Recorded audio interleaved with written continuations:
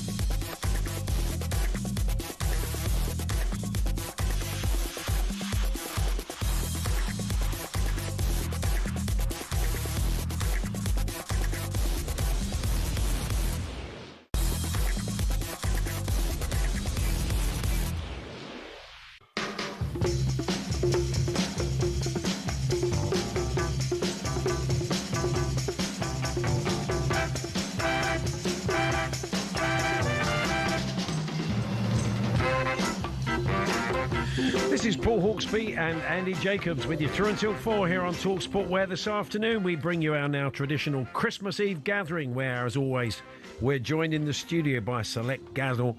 I've not even had a drink. A select gaggle of committed talkSPORT listeners. Good afternoon, everybody.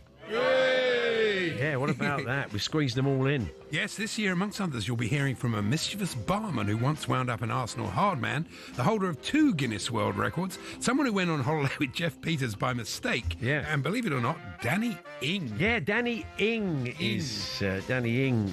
Good. What else we got? Yeah, of course, Christmas wouldn't be Christmas without Bob's Health, Auntie Niemi, So Many Goals, Mr. Yahoo.com, Vicky's facial hair, and of course Ian Collins and the ring-tailed lemur. As once again we play you classic clips karaoke. There's all this, plus we'll squeeze in a festive Fools panel and a T20 birthday spread Christmas special with a difference, plus a chance to choose from my select cuttings. Yes. From Paul's list. Your selection box today. The listeners can have a go and shout some numbers out randomly and see what you can come up with. Hang on a second. I've just got to put this on because... what is it? You don't know this. I've applied for and been granted Australian citizenship. Oh, congratulations. Congratulations. What a turncoat. Come on, Aussie. Look at that, wearing his... Let's grind him into the dust. Wearing his baggy green today. It is, 6 minutes past 1. Good afternoon, everyone. Good afternoon, Andy. Yes, good afternoon, everybody at home. Once again, good afternoon to you all. And thank you so much for sharing your Christmas Eve with us. Thank you very much for coming in. We have a few football shirts. Oh, we've got 2 West Ham ones. And we got wearing those out in public at the moment. Fantastic. Some nice football Christmas sweaters. Yeah, some nice football Christmas jumpers. Yeah, I'm not sure about Dylan's, I've got to be honest. That's a bit off, really, but it's nice. There we go. All very nice. What was that? I'm looking at that one over there. Who is that one there you got on there, Jack? Oh, Roy Keane. Oh, okay. Fantastic. So anyway, we're going to be... Because he's somebody that really embodies the spirit of Christmas. He probably does on the choir, doesn't he? Does, he's soft. Craig Revel Horwood. Yeah, that's incarnation. That's what you think, isn't it? Yeah. So if you haven't heard this Christmas Eve show before, what we've done for about 20 odd years now, 25. Is it? We've done it from the start. Oh yeah. Where did the idea originally come from? Oh, I think I had the idea. Oh, okay. Yeah. That's it. Like you had all the great ideas. So, yeah. No idea. We invite... At the start of December, we just said... We put out an announcement saying, if you'd like to come in, tell us a little bit about yourself. And our assistant producer, Georgia, was in charge of the selection process. So if you didn't make it, it's on her, not us. So, but anyway, no, she's done a good job, I think. No, she has done. We were looking at all the biographies because we got little potted biogs of everybody I seem to have left them outside. Brilliant. You're great, aren't you? Just the 25 years. I'll go and get them. I mean, nothing's changed. I got a phone call on Tuesday evening. It said Monday. Yeah, Andy's not on. But he should have been, but he forgot he was on. So he's going Christmas shopping instead. But God bless Tony Cascarino. No, well done, Tony. How can you forget your work? Well, I don't know. I scheduled it that I would be working, and then I also scheduled all the food to arrive at the same day. That doesn't work, does it? Not really. No. So anyway, what we do is, the listeners told us a little bit about themselves. Georgia selected those that could make it in on the day, and some have bought a +1. Some have come on their own. Some have surprised their other half by saying we're going Christmas shopping. And as we'll find out from Gemma, she looked in absolute shock when we just saw her outside. She'd only just found out. She's married to Peter Snakebite Wright, I think. Yeah. That's right. He's having the best of times at Ali Pally at the moment, of course, is he? And, from the world of rugby, Dean Richards is here. Not that one. And from the world of football, Danny Ing is here. Where's Danny? No, where is Danny? Oh, there he is. Yeah. Not quite Danny Ings. No.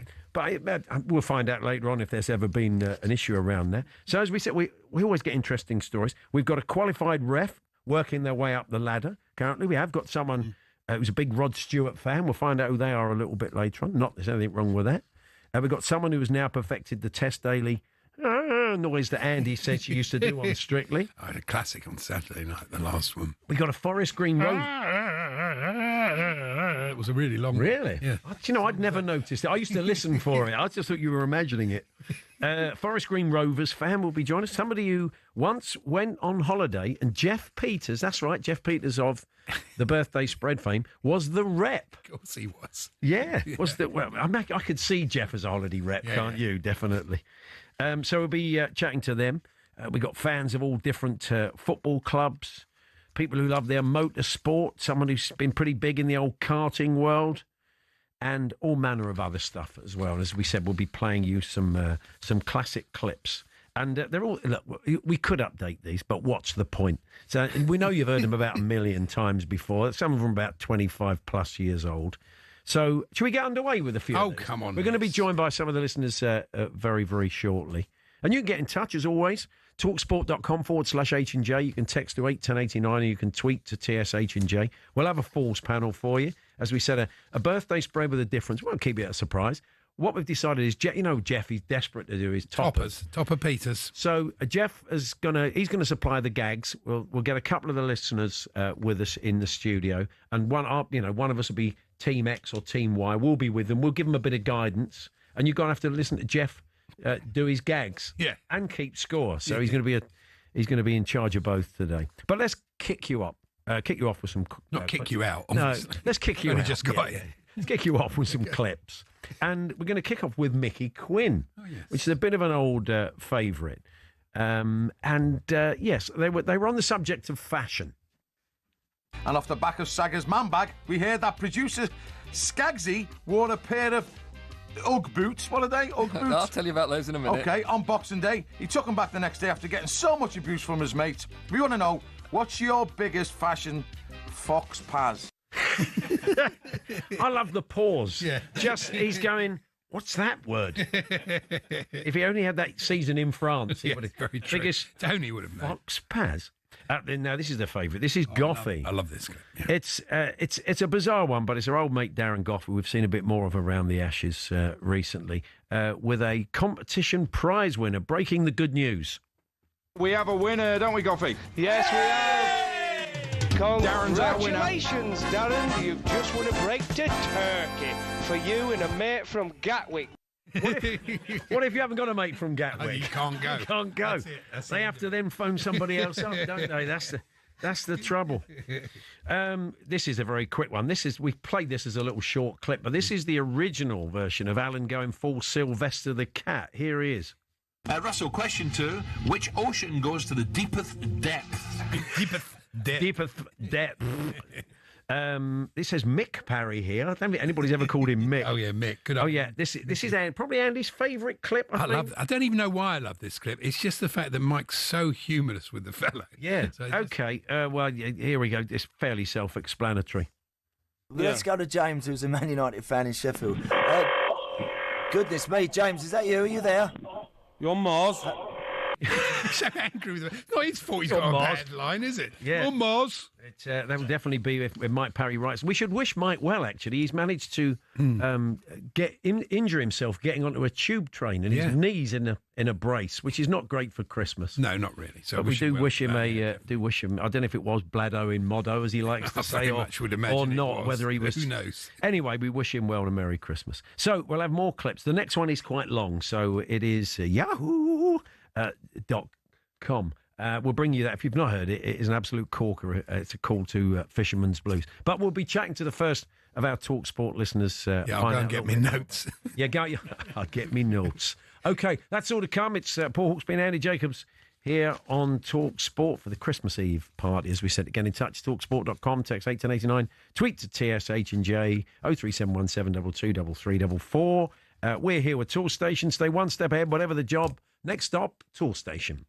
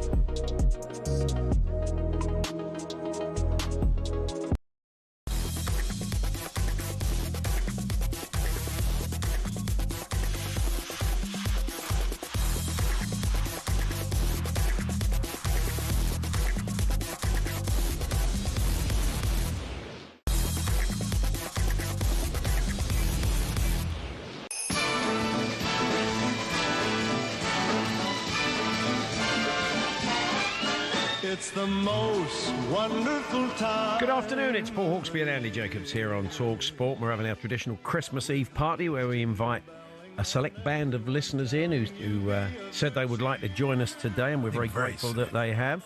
And we chat to them throughout the show. We're going to play some classic clips. We'll have Stan Collymore joining us for a Falls panel. We'll have a birthday spread special as well. That's all to come.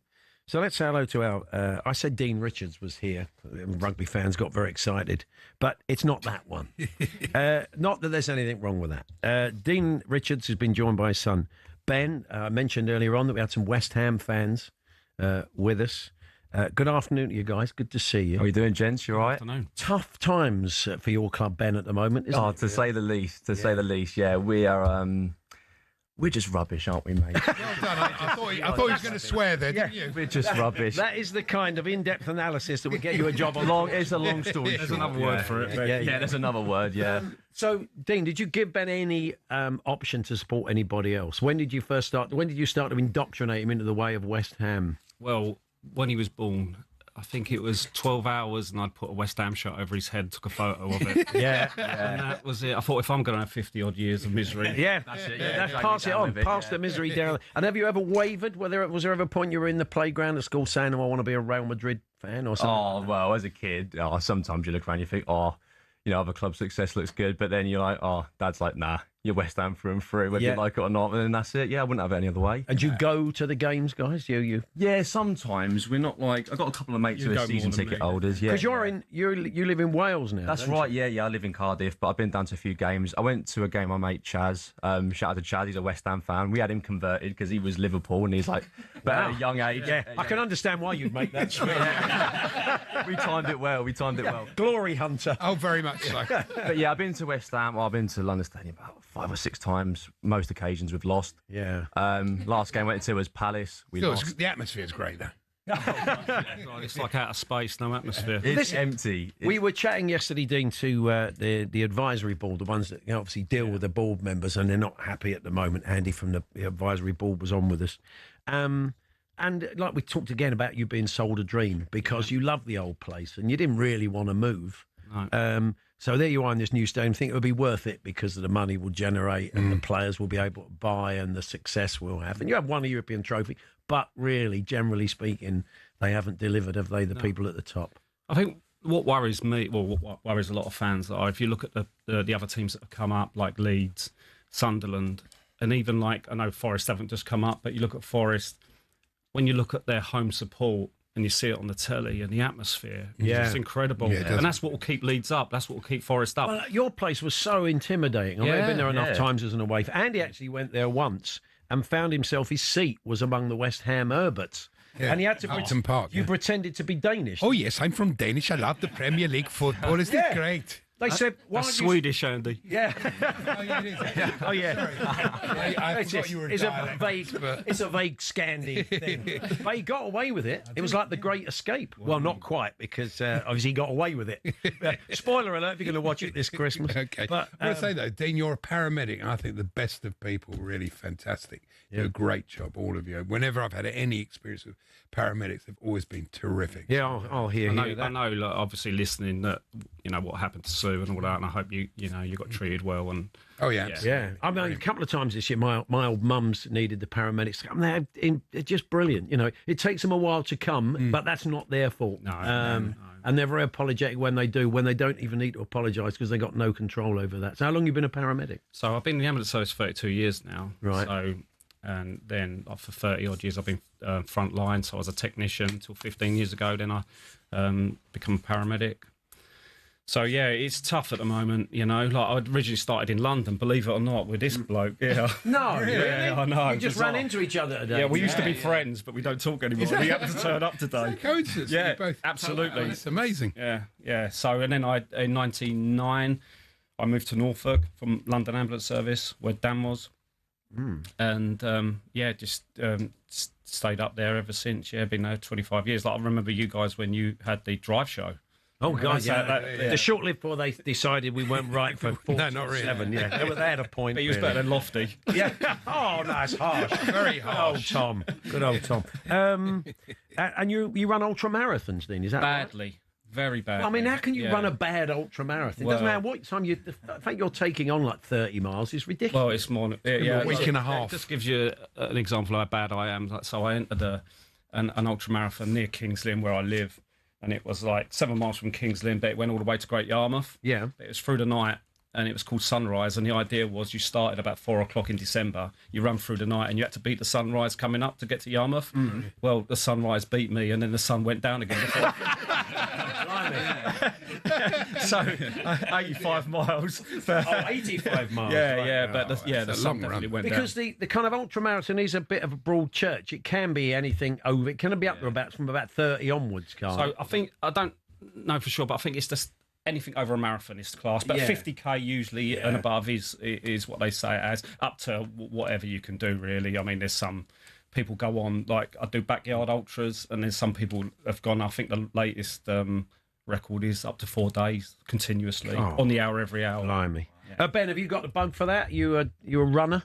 Yeah, not as far as that, really. You're looking good, Nick. Thank you very much, yeah. Well, you know. I'll take that. I've been working on it. It's not Arnold Schwarzenegger. I'm saying. All right, Andy, yes, it is. I want you two to arm wrestle for the end. Go on, Andy, on the table now. I only do Mexican wrestling. Yeah, that's it. That's a whole other story. That? Oh, mask on. Lucha Libre. Oh, yeah, that's when the bloke got you in a headlock. That was so... Anyway, we'll play that clip. So you're also, like me, a bit of a fan of Tess there. It's a shame she's leaving, but we'll miss that noise, won't we? Well, it's funny you should say that. So, like, I didn't really used to follow it, but, like, when Andy was going on about it, we used to have it on casually in the background, me and Ben's mum, like, my long-suffering partner, Lisa. Yeah.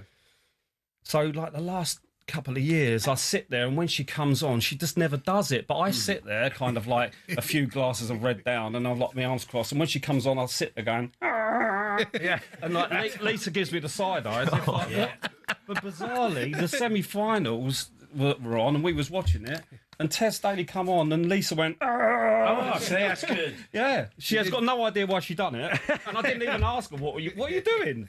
I think we've been ruining quite a lot of people's Saturday evenings, because I was making the point that I'm slightly obsessed with Alan Carr on Picture Slam. Oh yeah, pick a picture.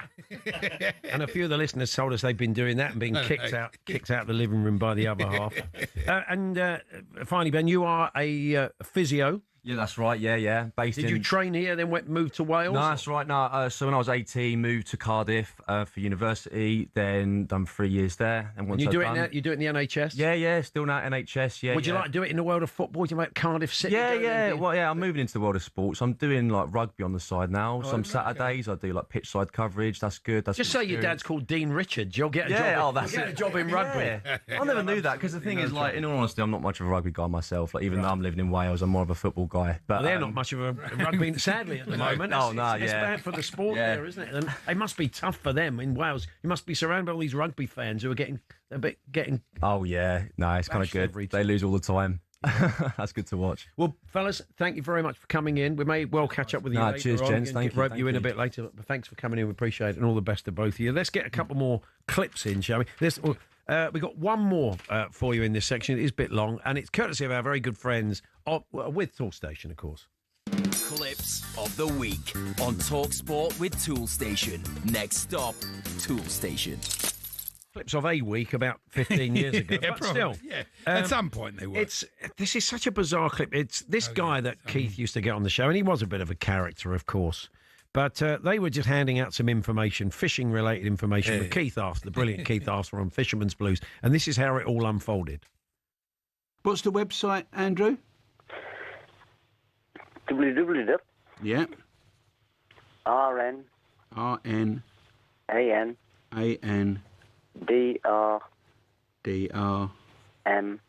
N. N or M? M for Marine. M for Marine, okay, yep. AA. AA. .org.uk. .org.uk, okay. RNANDRMAA.org.uk. You got that, Captain. Fantastic. If you want to contact me, landline number. Well, no, don't. I'd rather not do that, if you don't mind. Have you got an email address or a mobile number? I'd rather do that than a landline. That's fine with me, sir. Email. Yeah.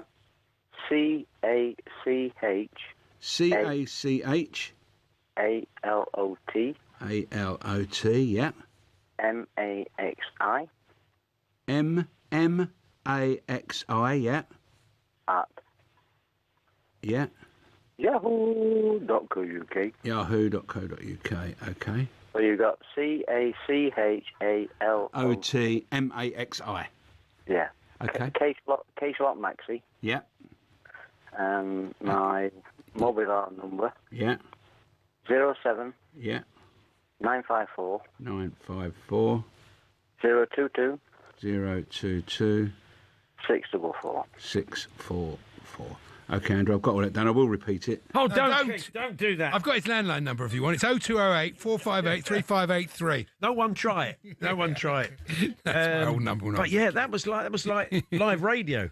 Tremendous. Is that wasn't it? M or N? Yahoo. But it was like about 6:30 on a Sunday morning. Yeah, you know, it cut you a bit more slack then, don't they? I think so, definitely. So anyway, more from the listeners. We'll have more classic clips with our very good friends at Toolstation. We'll keep you updated. And we won't keep you updated with the data. I keep forgetting it's not on today. So my training, I normally see them, and it wasn't like everybody in fancy dress, which was the clear giveaway. So yeah, we'll keep chatting to our listeners throughout the afternoon. So we'll have a special. What's the game called? Birthday spread. Thanks. And, yeah, great. How soon forgotten. And we'll also have a Falls panel as well. Pick a number from my list. I will. That's right. We will pick a number. That's all to come. Clips of the week on talkSPORT with Toolstation. Next stop, Toolstation.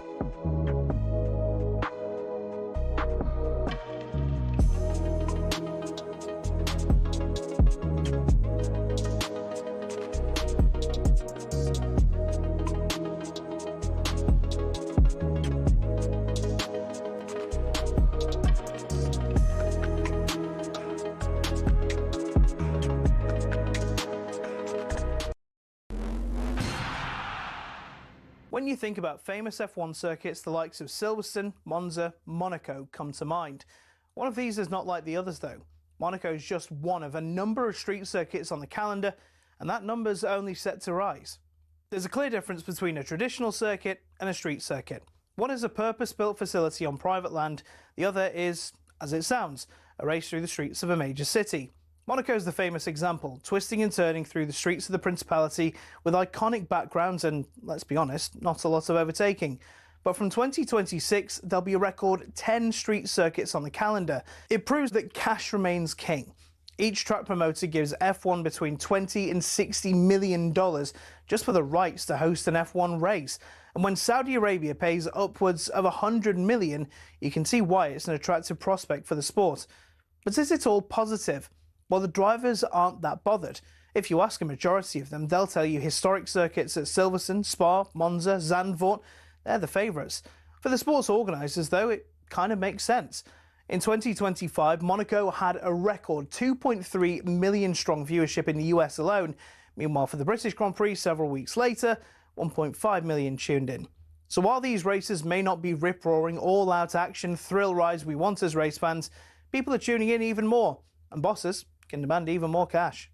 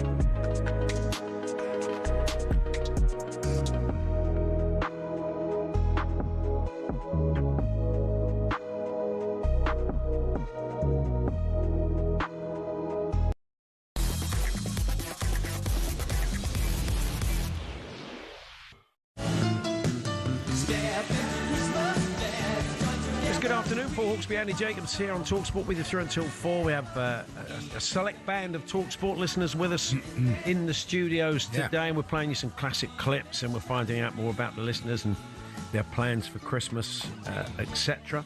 We've had 2 more step up to the mic. Just a reminder, we've got a Falls panel coming up later on. We'll get the guys involved in that as well, and a birthday spread with a difference. But not everybody has come with a plus one. Some have just come in on their own, and we got 2 of them here. One you've heard from. Perhaps they'll get together. Well, no, it's friends. Oh, okay. Spend Christmas together. Quite nice. Well, a bit of. I think they're probably sure they got families that want to spend Christmas. Unless you want to do that, that's a bit of a weird thing, Sandy. Anyway, so we've got Dan, and you heard from him briefly because he's the one who hadn't seen Dean since they did a paramedic course about 1,000 years ago. That's what a strange coincidence. Dan. Really coincidence. Just get you into the mic a little bit more. Yeah. No, I wasn't expecting that one. I wasn't expecting to see him again ever. Oh, it sounds like he says he's got a few stories about you. Yeah, no. Yeah. Many of which we can't. But it's interesting. So you went from paramedic to the fire service. So, yeah. So just a policeman. You've completed the set, haven't you? I think. Well, my sister's in the police. Oh, okay. So, we brought them all together. You've all served. So what made you make that switch from? I think it was sort of growing up as a kid. It was always going to be the fire service. Joined the ambulance service and just took an opportunity to sort of move. Right. And never looked back really. Hours are better in the fire service, aren't they? And they provided beds. Yeah, that's right. You can have a kip at night. I don't know what it was that drew me there, but yeah, no, I had a great time, great career. You know, it's vocational. Yeah. Not back. It says you lived in the Middle East. Yeah, so I retired out of the UK Fire Service and went over to the Middle East. Right. Was there for about 7 years, and I was in charge of fire operations. So they have more expensive fires there, I take it. Yeah. Fires, yeah. A lot more gold. Yeah. Lamborghini fire engine. Yes. Yeah. But so I was in charge of fire operations for the Burj Khalifa, Dubai Mall, those sort of assets. So it's quite high pressure, but did you enjoy living out there? I kind of loved it. Yeah. It's funny. People either love Dubai or they don't like it at all. It's really a place that polarises. Once you get acclimatised to the weather, once you get over putting on the Dubai stone and start to sort of... What's the Dubai stone? Where it's where you're sort of like a kid in a candy shop with the brunches. Brunches every weekend. Once you sort of get over that, you then start to get back to a bit of normal life. But it's got a lot to offer. I've got to say. How long were you there for? About 7 years in the end. It's a real melting. I watched a programme about it. It really surprised me. All different people. Melting to a fireman. That's yeah. But, you know, people from all over the world. We've got Rio's just moved out. Quite a lot of people are heading out there to live, I mean, my first New Year's Eve there, because we oversaw the firework display and the installation of stuff on the Birch Cleeve. Wow. But my first New Year's Eve was the address fire that happened in 2015. And I was like, does this happen every year? Is this the thing now? I do like the idea that it's that incredible firework display that goes on for 20 minutes. And that's all going on. And it's down at the bottom with a hose. That would be fun. We've got a mutual friend, Sean. Yes. I've known for sort of 30 years or so, and we go at Spurs together. You're also a Tottenham fan. I am, It's not an easy watch at the moment. No, it isn't. But, you know, we've had the West Ham fans. We're all fellow sufferers at the moment. Sean tells me, he says, he goes out all the time with his partner, with the missus, but he said he's never in. He's out, he's doing this, he's doing that. I mean, when he told me you're going out all the time, I wondered if everything was all right at home, but then he told me that she goes with you. So my other half, Tina, we like to keep busy, let's say that. I mean, even this morning I went to the Smithfield Meat Market auction. Oh, really? So I took one of the little ones with me. We just were there on the shoulders, waving money. What did you buy? I bought a gammon, a duck, and a turkey. Is it a kind of everything must go on? Everything must go. Yeah, honestly, I got a gammon the size of a baby for a tenner. Very dark. But just keep it. I mean, London's got a lot to offer, so there's always something going on. Yeah, that's right. That's a brilliant thing. Is it still in Smithfield, the original, or is it a different? I think this is going to be the last. This is the last one. Right, okay. Yeah. So it's great. I think it was about 1,000. It's a bit warm in this studio. The duck and the gammon aren't sitting in a bag next to you, are they? Yeah. You've got that sorted out.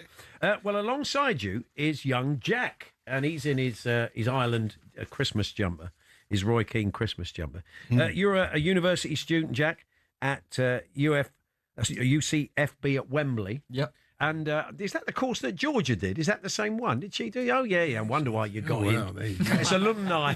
That's what it is. Yeah, she didn't. Are we in a position to... He got in because Georgia got in. It was now, yeah, that's it. A bit harsh. Now, you're a Forest Green Rovers fan. Yes, local team. So, but you do a bit of work for Chippenham Town. Yeah, I basically work for volunteer for the media team there. Oh, yeah. Okay. So, well, they're National League South. They're not having the best of it at the moment. They are bottom of the National League South, Chippenham Town. And our own Charlie Baker, of course, is a Torquay United fan.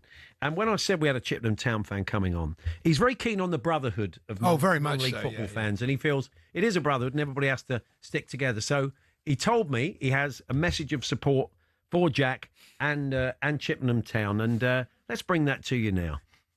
Hello, Jack. It's Charlie Baker. I believe you're part of the Chippenham FC media team. The fact they've got a media team and they've barely got a football team says everything that's wrong with modern football. Chippenham media officer is the third most pointless job behind being head of the Yeovil Tourist Board and Jeff Peters joke writer. No one's ever been to Chippenham on purpose. They just put Cheltenham in the sat-nav and got lost. But in defence of the Bluebirds, I did spend an afternoon at Harden Hewish Park, and their fans are immense. Lovely couple of blokes. It's good to see them finding their rightful place in the National League. Up the goals. Not quite the brotherhood I expected, really. I'm sorry about that, Jack. I was expecting a more upbeat message, but that's Torquay fans for you. Fantastic, yeah. I was looking up famous things about Chippenham Town. Tyrone Mings. Yeah. He's your claim to fame, isn't he, as a club? Yeah, he grew up in Chippenham, went to school there, and he played for us, so he comes to games whenever he's free sometimes. That's a nice well, I've seen him once or twice. He's not there. I mean, I wouldn't expect him to be there every week. Well, he's got games on, yeah. Exactly. You could interview for the course. Have you done that? Have you? No, I haven't actually. I probably should. It's a good idea. Yeah, that's it. That's not bad. Thank you very much. Every day's a school day. There we are, Jack. Take that back. If you use that's one thing to learn from use all the contacts you've got. It's interesting, that course at Wembley, though, because a lot of it's football-based, isn't it? Yeah. You can be an agent, you can be in media and all sorts of things. Yeah. Was it hard to... Become an agent, that's where the money is. Ask Georgia. There's no money in this. No. So what area of the sports journalism do you want to sort of follow? What do you fancy doing? So I went to college in Bristol, and and I did sports media there as well. So I kind of from there knew that I wanted to definitely get into sports media. So then looked for Wembley, for university, which obviously I'm studying sports journalism.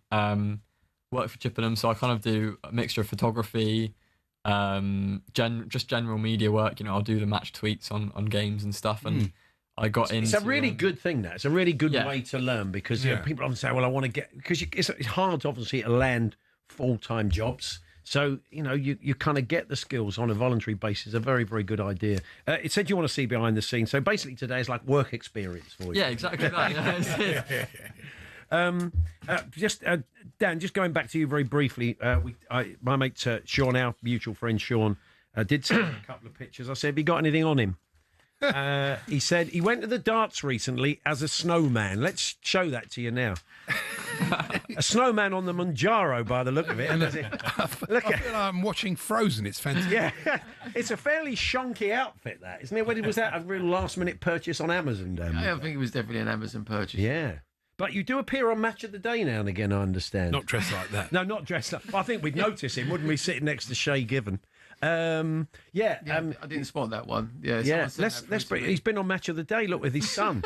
That's fantastic. Great, isn't it? So that's your screensaver now, is it? It's got my best side. Yeah.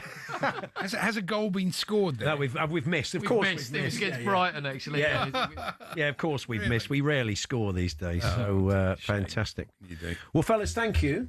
We may catch up with you later on. All the best, Jack, for the future. Cheers, Dan. Thank you very much for coming in. And give my best to Sean when you see him a little bit later on in the pub, because you are going out, you and the missus, of course. You're not staying in. We've established that. Where should we go next? Let's go to Paul Ross. Now, Omid Jalili always maintains this doesn't sound like him. We think it does. Yeah, Paul Ross joined by a man who sounds like our old mate, Omid Jalili. Neelakanta Banu Prakash has won India's first ever gold in the Mental Calculation World Championships, and I'm delighted to say Neelakanta joins us now live. Neelakanta, what did you actually have to do in the competition? Good morning. Yeah, good morning. Hi. Oh, come on. Come on, Does it sound like him? It sounds like Omid, doesn't it? I think it certainly It definitely does. Okay, it was Beaky next. Yeah. This is Beaky going a bit Partridge, let's be honest. He could have played for 4 countries altogether. Here's Krasic from the right-hand side, clips it back. Zigic with a header down. Great chance. It's there. It's been belted home by Milan Jovanovic, and Serbia, just after Germany have been reduced to 10 men, have taken the lead here. Sensational. He's fallen down the moat. Fallen down the moat. One more quickie, shall we? I think it was Mickey Quinn featuring in a bit of an Olympic conversation. I think with Beaky as well. And I'd like to go back to, when was it, Beaky? 47, Jesse Owens, when he ran in the Olympics. It would have been before the... Munich, was it? Yes, it was before the war. 43. Was it 43? Was it 35? I can't remember. Anyway, no, it wouldn't have been during when Hitler was watching anyway. That's right. And the look on Hitler's face, and I'd love to be standing next to him, and Jesse Owens won and say, stick that up your kilt, Adolf. Well, we all would. 1936. They should get the chance. Who needs Ken Burns when you could make an Olympic documentary like that with Beaky? I think he was Mick. in the Lenny Riefenstahl. I think he may have. What were you saying, 1947? 1936. Oh, yeah, I know. So, thank you, guys. We'll hear from some more of the listeners. We'll bring you some more clips. As we said, Stan's going to join us for a Falls panel. That's all coming up. We're here with our very good friends at Toolstation. Yes, and you can pick up your wet weather essentials today. Next stop, Toolstation.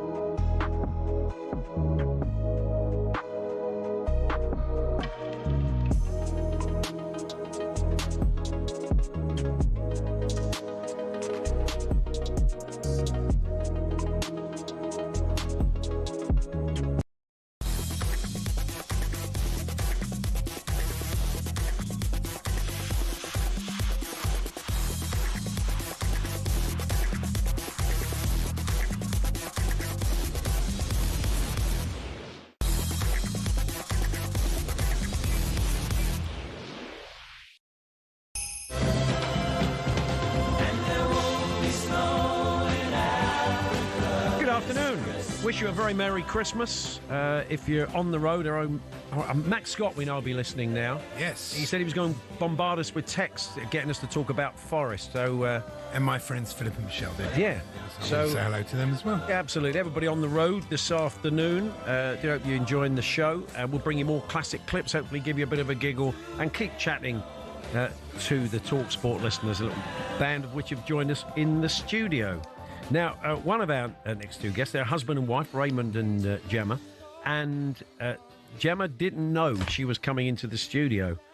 Raymond said that he was told they were going to go for a Christmas Eve meal in town. Nice. Yeah. So, Gemma, at what point did he actually tell you that you were going to be on live radio? He didn't tell me. He still hasn't told her. Yeah. It's all a dream. Do you wonder what that red light was?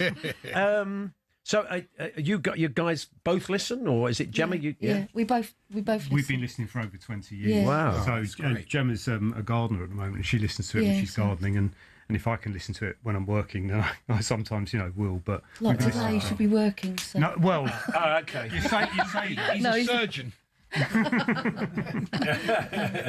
No, what do you do? I'm the chief executive of a mental health charity. Okay. Yeah, Bridge Support. So I've got up to 300 people out working today. Wow! So just a hello to them. They're doing. Which, I mean, on a serious note, this is a tough time of year for a lot of people, isn't it? As your charity will know. So it is, and we support lots of different people in different ways. So we have people that are living in some of our accommodation, but also we see hundreds of people who are just living at home, and actually they may not see anyone else. Yeah. And actually that bit of connection is the thing that will keep them going. And so, we get incredible success stories, but and we've had a kind of quite a good Christmas. Got lots of people together, celebrated, and so we're doing pretty well. That's good to hear. You're both very stylish. If you're not watching on YouTube, thank you. Yeah, you've got beautiful glasses, both. Manicured beard. I'm quite jealous. Just a minute. About an hour ago, he had that. Well, yeah. I mean, Gemma's telling all my secrets, so I had to keep it a secret that I was going to get my hair cut, my beard done, and take her to meet you. Right. And she's a bit starstruck. She said she met you in the toilet, Paul. I don't know what you. I don't know what you're doing in the female toilet. She was outside the toilet. She was all of a tither. I didn't know where to go. Yeah. So you've always been a gardener, Gemma. I mean, have you seen something fairly new? I've always liked gardening, but I started in lockdown because I was working with Raymond for his charity. So do you go out and do sort of commercial gardening, sort of locally? Or no, I do a lot of the clients. Oh, okay. And that's nice. And in a local area where we live in Ramsgate. So. And he said you're stylish, and especially your glasses. If people are watching on connected TV, they'll see that you've got very, very stylish, very. They're from the same place. Are they? Can we name it? Do you want to give them a name check? Yeah. Black Eyewear. They're really good. All of their glasses are named after jazz icons. Oh, really? So Yeah. what are you wearing? A pair of Coltrane's or? I think it may well be Coltrane. Oh no! Yeah, it's something like that. Yeah, I think really. So. Yeah. I think I am wearing. What have you got? A pair of Gillespies on there, Gemma? Do we know what you're wearing? No, I don't. I've got the Acca Bilks. You got the Acca Bilks. I know you have. That's not rhyming. Yeah. No, you like a stylish. You used to go to is it Specs in the City. They were called. Specs That's in a the great City. name for a Cutler shop. and Gross, going back years. Cutler and Gross, I remember them. Yeah, they were very. All these styles. I put my old basic ones, mate. You think I should go a bit more statement? Yes. Gemma, can I try yours on? Yeah. Oh, that's going to be good. I'll try Gemma's bins on. I'll try It's yours my claim on. to fame. Okay. There we are. She's never going to wash those glasses. She won't wash them. No, I won't wash them now. That looks good. What do we reckon? Tremendous. Oh, yeah. Do you like them? Well, yeah, your eyes are a bit Your eyes are staring me a little bit. There you go. They may Nice, aren't they? a bit of cold train on They're a there. bit Cray-like, aren't they? Where you got the bit at the top. And, Tom Hardy. Reg Cray. yeah, a bit Reggie Cray. Oh, yeah. Like Yeah, them? I'm liking them, yeah. They're the ones, Liking are them, they? yeah, I think so. Right, okay, fantastic. Sorry?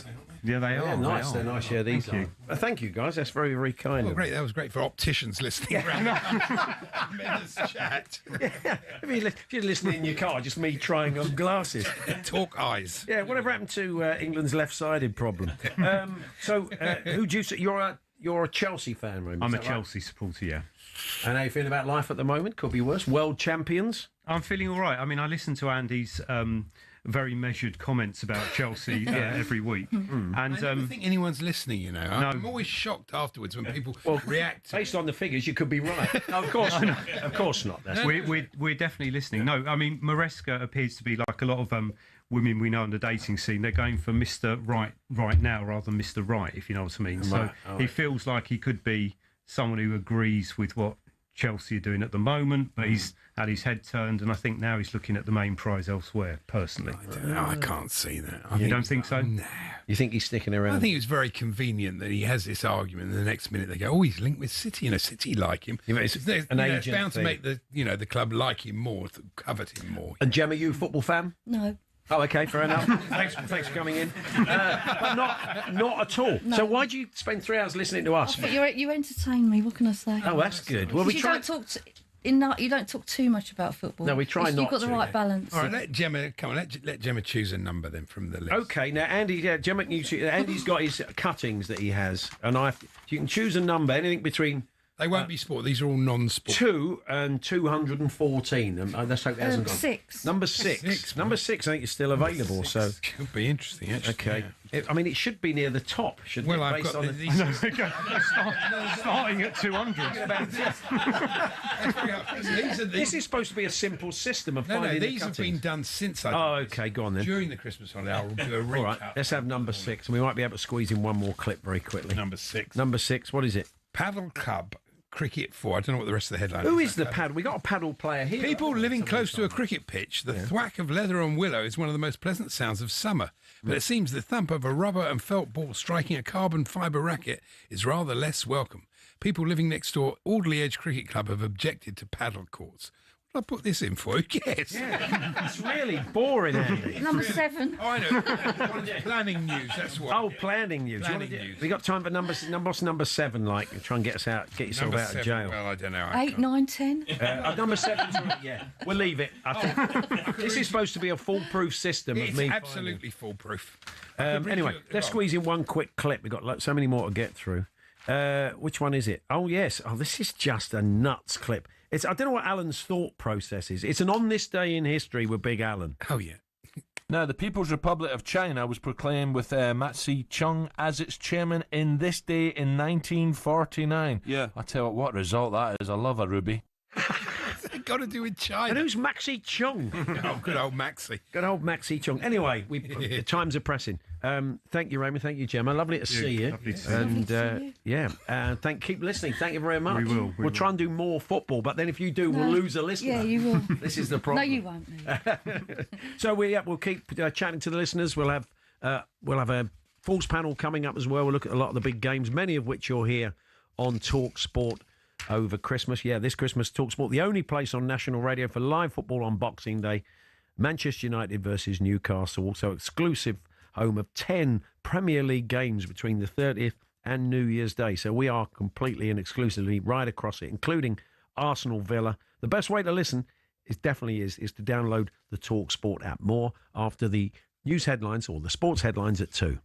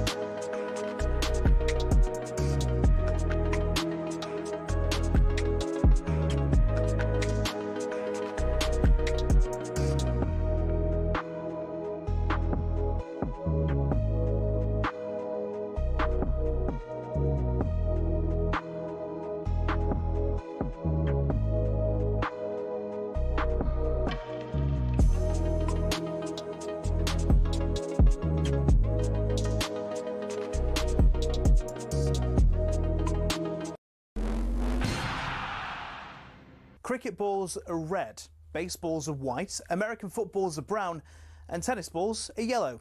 We don't even think about it really, but the story behind the tennis ball is actually quite interesting and even involves Sir David Attenborough. I know. Well, here's the tale. Tennis is widely known to be a French sport. It dates back to the 12th century when people used handmade balls, and it was then called tennis, which is the verb to hold in French. And people used some pretty wacky material to make the balls with. Cork, wool, chalk, animal fur, and even human hair. A few centuries on, Germany got dead into the tennis too, but wanted to make a few modifications to the ball to make it a bit more effective. Around this time, an American chemist had just created something called vulcanized rubber. Out of that, people started developing air-filled rubber balls, which were properly bouncy, but either red or grey in colour. These were manufactured in Melton Mowbray. That's right, the home of the pork pie. One problem, the balls kept on breaking on impact with the racket. The call of new balls please seemingly coming over every other point. Step forward English lawyer and tennis enthusiast John Moyer Heathcote, who suggested balls be covered in flannel to stop them from degrading. And thus the modern-day tennis ball was born. But these were white or black, so how did they become yellow? Well, in 1967, the controller of BBC Two, one Sir David Attenborough, decided the corporation should show Wimbledon on colour TV. He got his wish, and it was wide into people's homes across the country. The only sticking point, the white balls were nearly impossible to see on the screen. So the International Tennis Federation, sensing an opportunity, started developing a new ball that would be visible even without the need for 4K LED displays. Not that anyone had that in the late 60s. After rigorous testing, they came up with the colour optic yellow and decided every ball be coated in that colour from there on in. And there you have it. Tennis balls are yellow, all because Sir David Attenborough wanted to watch Wimbledon from the comfort of his own front room. You could say the ITF aced it.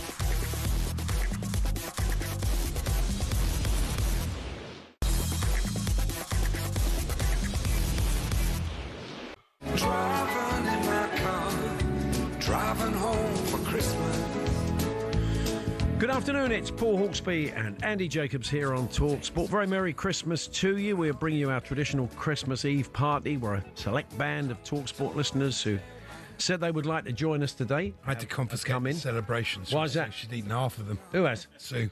Oh, really? OK. Well, she can eat away. That's fine. That's what they're there for. We're going to get into the Stollen later on. Kevin, who's with us, and we'll chat to him later on, has made 3 quite spectacular Stollen. Oh, they look very like good. Bake-Off. I know they do look very good, don't they? So we'll have a bit of a taste of those later on. We've got some classic clips. Stan Collingwood's going to join us later on. We're going to have a Falls panel, as I was just telling you. We're right across all the live football exclusively this week. Manchester United, Newcastle, only game on Boxing Day. And that one, 8 o'clock. If you fancy a break from all the telly and everything else, we'll bring you that game on Boxing Day night. But let's keep chatting to the fans. Not the fans, the listeners. I mean, fans. They may hate us. Fans. Why did I say fans?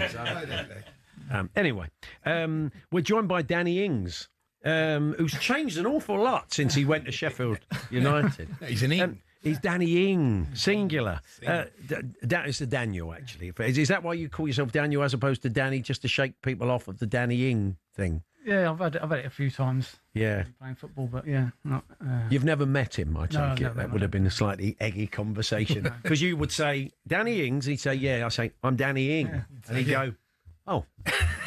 You would. But why would you meet him? Because you're both Gooners, you and your lad Dylan, aren't you? Yeah, we are, yeah. So, why Arsenal then, Dan?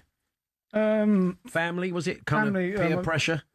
My dad was born in North London, so Right. Edmonton, which is I don't know. It's Oh, more well, that's what I call Tottenham. That's what Tottenham, really. The strange thing is, I was born in Stoke Newington. I'm a Tottenham fan. You were born in. Well, you come from Edmonton, and Arsenal fan. I'm from Buckinghamshire, but my dad was born there. Oh, okay. And we've got Tottenham fans in there. His brother was a Tottenham. Yeah, I'm a bit of a split family as well. Yeah, there's That's a what few happens. like that, aren't there? It's quite common. And clearly, it's quite clear if you're watching on YouTube Connect TV, you'll know his son Dylan is also an Arsenal fan. Because is that the new Christmas jumper? Is that a vintage one, Dylan? No, I think it was a couple of years ago.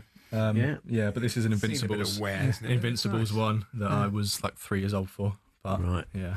So I look back on that fondly, obviously. It's going to be a very exciting end to the season, isn't it? I mean, they've started so well. They've I wouldn't say they've faltered, but they're stuttering a little bit, aren't they? But they're still winning games. It's still a bit like Scott was saying in that clip, wasn't it? Just not getting the second goal. Once if you get the second goal last night, it's done. But you're not been finishing teams off, and it's getting a bit nervy. We just look so much. Like last night is a prime example. We struggled to get the first goal. I mean, it dominated them in the first half, but we're starting to look a little bit more shaky, not as confident as I was a month or so ago. What about you, Dan? Are you feeling confident? Not really, no. I think they'll be top 4. I don't think that'll be enough this year. Will it, really? Yeah, the fact that they can keep clean sheets is a good thing. Yeah. If you can keep a lot of clean sheets in a season, you'll finish. Yeah, as I said, look, we're sitting here saying they're not doing this, they're not doing that. All these games, these last 3 games, they've won them. They've found a way, haven't they? Yeah. So that's one thing you should. Why am I trying to give a pep talk to Arsenal fans? I hope they lose every game, obviously. But City are the ones on. Absolutely. Daniel, you said I would love to meet Andy Jacobs. He's the only man that can make me laugh out loud 1 minute, then want to wring his neck the next. That's same as Sue. That's been my life, and indeed Sue's life, for many years. What do you do, Daniel? What's your line of work? I'm an engineer, so we make components for racing carts. Oh, right. Really? Oh, okay. And wheels and brakes and things like that. Oh, right. Okay. Yeah. And we've got someone from the world of karting to come up a little bit later. We've got stories around that. Yeah. And you're a qualified ref, Dylan. I am. Yeah. What sort of level are you refereeing at? Semi-professional, so step 3 down to step 5. Funny enough, about 2 weeks ago, I thought to myself, I was watching one of these refs giving an announcement, normal from, as Max Russian say, small village in Yorkshire. Yeah. But I was thinking, why aren't there any top flight refs from London? And I looked up, and there aren't. No, there aren't. At the moment, London is missing a... It's a bit... It's such a big pyramid of football. There's so many teams and so many referees. In the refereeing world, it's a bit of a thing that it's easier to get promoted when you're up north. Really? Yeah, Really? yeah. Why is that? Is it so many teams in London that there'd be an awful lot of matches that a London referee could? No, I suppose it depends who they support. I think they're just nicer observers, nicer marking. You just get it's a lot harsher down here. It's the thing. It is muck and bullets when you first start off, isn't it? When you're doing Sunday mornings, Hackney Marshes, and all that. It can be. It's character building. People call it. So, character building. I mean, what's the process for you? Would you like to kind of go right through the? Yeah, I'm at that level now where I get watched, and if you get marked, like I was saying, and then if you're good enough, you're basically a league table of referees, and then if you're near the top, you go up. What's the highest profile game you've sort of refereed or run a line for? I've done County Cup finals. I've been into Premier League academies. I've been to St George's Park, refereed England under 15s. What's that like? I mean, that's interesting. I mean, the difference where a bunch of hairy backsided blokes on Hackney Marshes on a Sunday morning and academies. Yeah. Are they told, the academy players, to be relatively polite to the referees? They're the best ones to do that in terms of behaviour. They just get on with it. They have to be professional. I suppose they do, but if they're watching some of the senior counterparts, there's no reason why they should be. I was watching Ref Cam last Sunday. Oh, you know how to live, don't you? I do. I love Ref Cam. And Morgan Rogers' goal. I was thinking, I think it was Michael Oliver. He doesn't react at all. Me, I'd be going, yeah. You would have some sort of reaction to it, but they don't. The moments the referees get excited about is when they make a good call. So if you do play on, that's a bit of a buzz. You have a bit of a punch. It's a bit of a buzz. Yeah, try and do it inside though, and don't make it visual. But yeah. I did punch when I refed one of his. So, his first goal as a kid. What, you were reffing? I was reffing. Oh, really? Oh, that's not a good look. That's not great, is it? we're losing 2-1, weren't we? It was a cup game. He scored a left foot volley. It's his first ever goal. Yeah. And I was reckon I was right behind it. Ah. He was laughing, and I actually punched the air. Oh. Yeah. What did the other parents say? Were they all right about it? I don't. Well, I mean, the other manager moaned that I'd played too long. Oh, it was great, isn't it? It had gone over. I was playing in a game when I was about 11 or 12. Yeah. And our team scored a goal, punched in goal, and our ref, like you, the dad, one of the dads, didn't give it, gave the goal. The other team walked off. Really? Oh, yeah, they were. Well, that's what should happen. And that's live with you, Andy, isn't it? Yes. Why did you punch it in? Was it you punch No, I didn't punch it in. No. So we'll look out for you, Dylan, along the way. Yeah, good luck with that. And you've just started playing football again, then, is that right? Right. It says here you're playing Super Vets. What is I thought that was Noel Fitzpatrick's thing. but is this sort of 50 plus? 50 plus vets, not walking football, proper football. 90 minutes. Yes, we play in the West London League. And how are you getting on?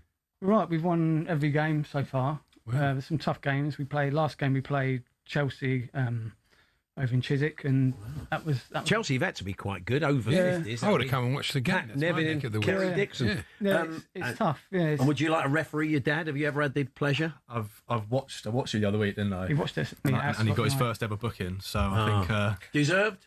Yeah. I said that's great. I said to him that, come over. It's just old men. No one gets angry. Yeah, nothing really happens. And you get a yellow card. And I got You get a fine for that? Not yet, no. Okay. Will he get a letter? Yeah, it should do. It takes a while to go through sometimes. Yeah. They must be busy.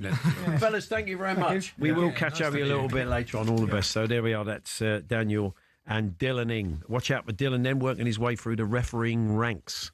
So let's bring you a couple more clips very quickly, shall we?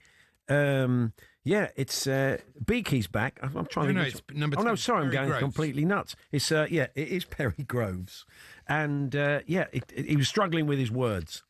It's going to be very, very difficult to actually impose that because obviously there's facial recognition. Facial Richard Nixon. Facial Richard. I can't say the word recognition without thinking. Without saying it 3 times like that. Big Al, this is an old classic. This is Big Al struggling with those Greek names.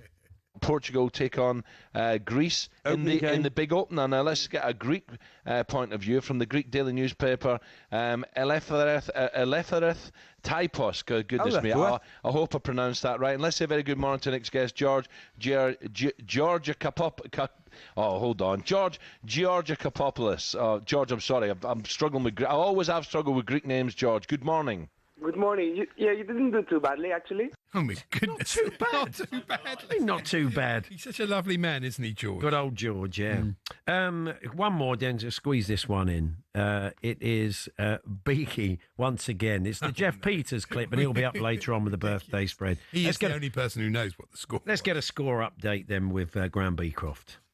OK, Mansfield 1, Northampton 0 in that other player. Sorry, Mansfield 0, Northampton 1. Mansfield 0, Northampton 1. Day getting the goal after 14 minutes play. Northampton 0, Mansfield 1. I beg your pardon. Let me get it right. Northampton 0, Mansfield 1 in that other playoff semi-final which is going on today. That's the Division 3 playoff semi-final. So it's Mansfield 0, Northampton.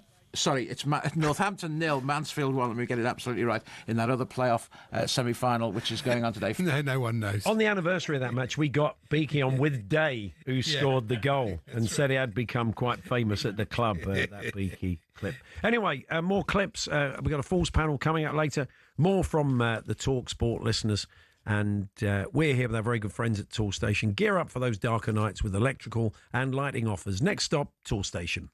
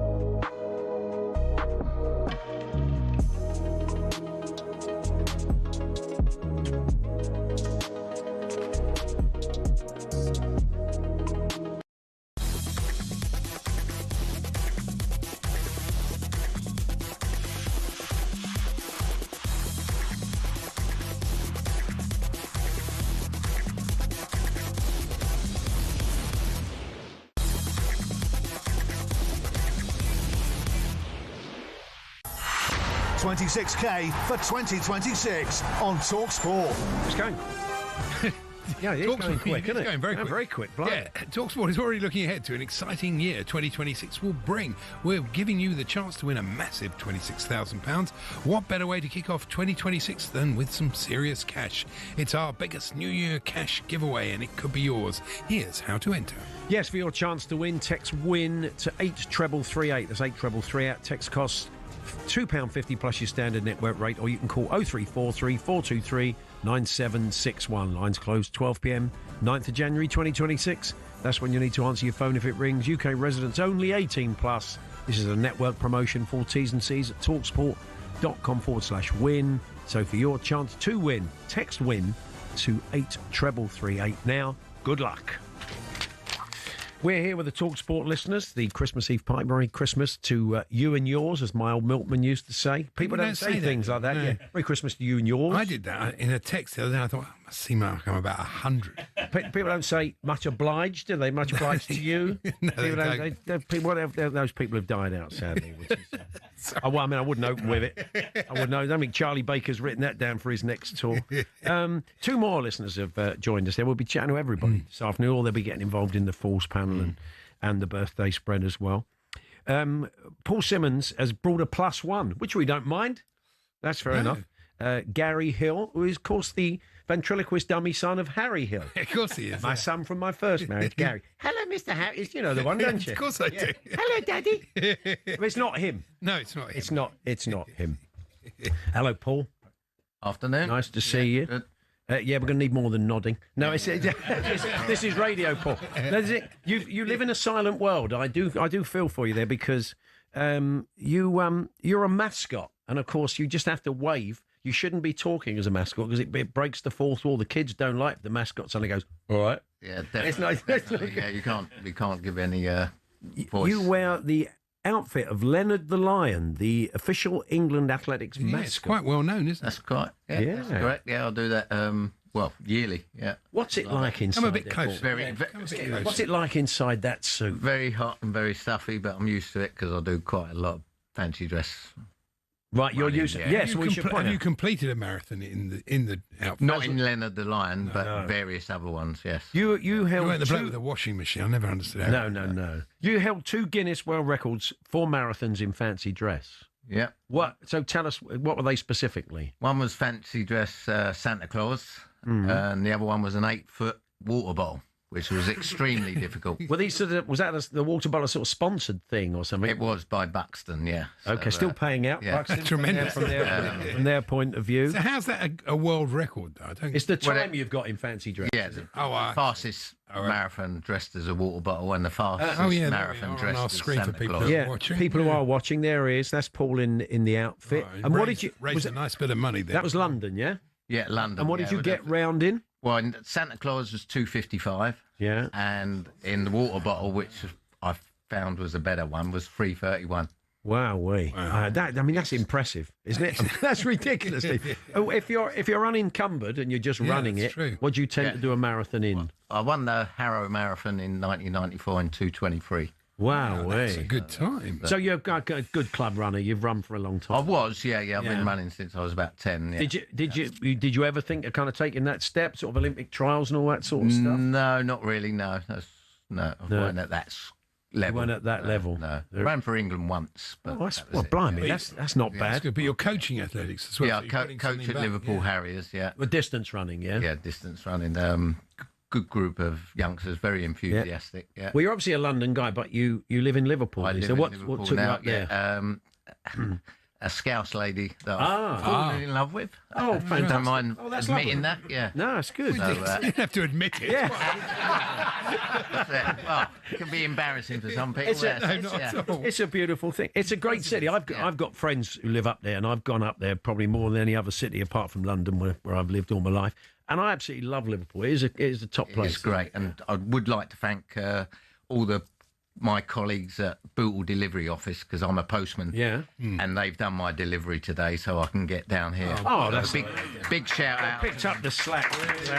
And especially who the knew managers. they were still delivering today? No. Yeah, that's it. That's good. Yeah, and you're a Chelsea fan, obviously. You've got I am, is that again? I'm wondering about is that the newest Christmas jumper? No, a couple of years old, I think. Nice, Do you own the Chelsea Christmas jumper, Andy? I did.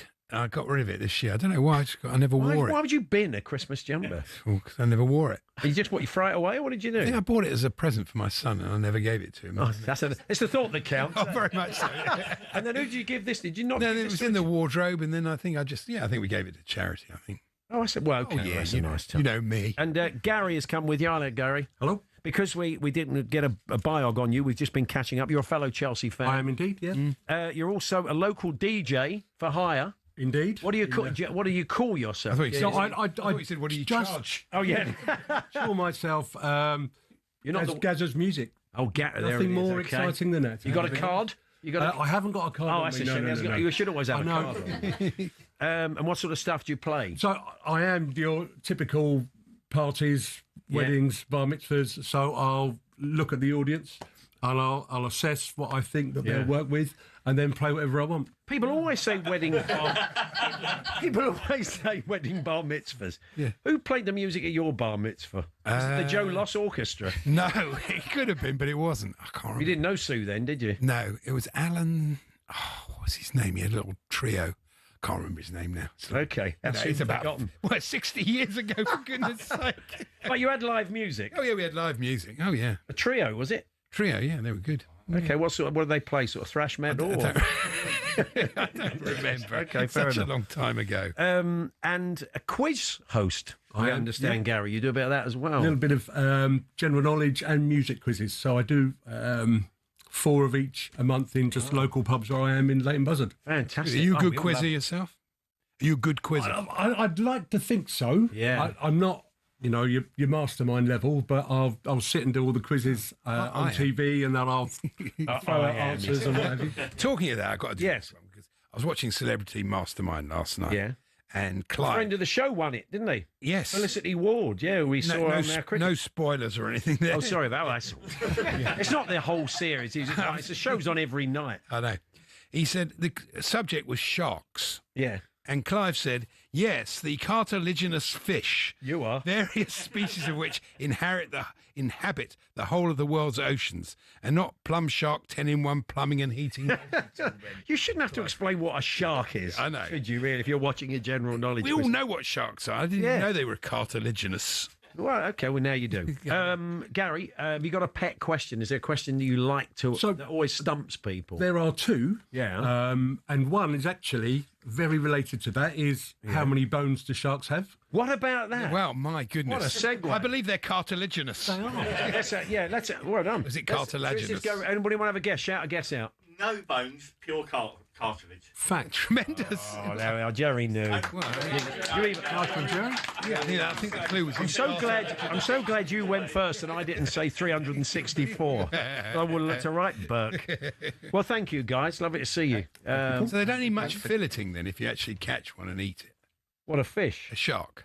Oh, a shark. It's got no bones. You'd have to fill it. Have you eaten shark? I can't say I have, actually. Oh, it is quite nice. Yeah. Okay. Mine's half a lager, wasn't it? Yeah, it was, Lovely to meet you. Yeah, very nice. I've got to get on with shopping now. Let's have another one, shall we? Just one more quick clip. This is Christmas related. It's a bizarre clip. It's our old mate Derek Tomo Thompson, who retired this year. Oh, yeah. One of the great racing broadcasters. Great voice. Tomo. The true meaning of Christmas, of course, in Tomo's world of racing and an event. Here it is. So have yourself a merry little Christmas now.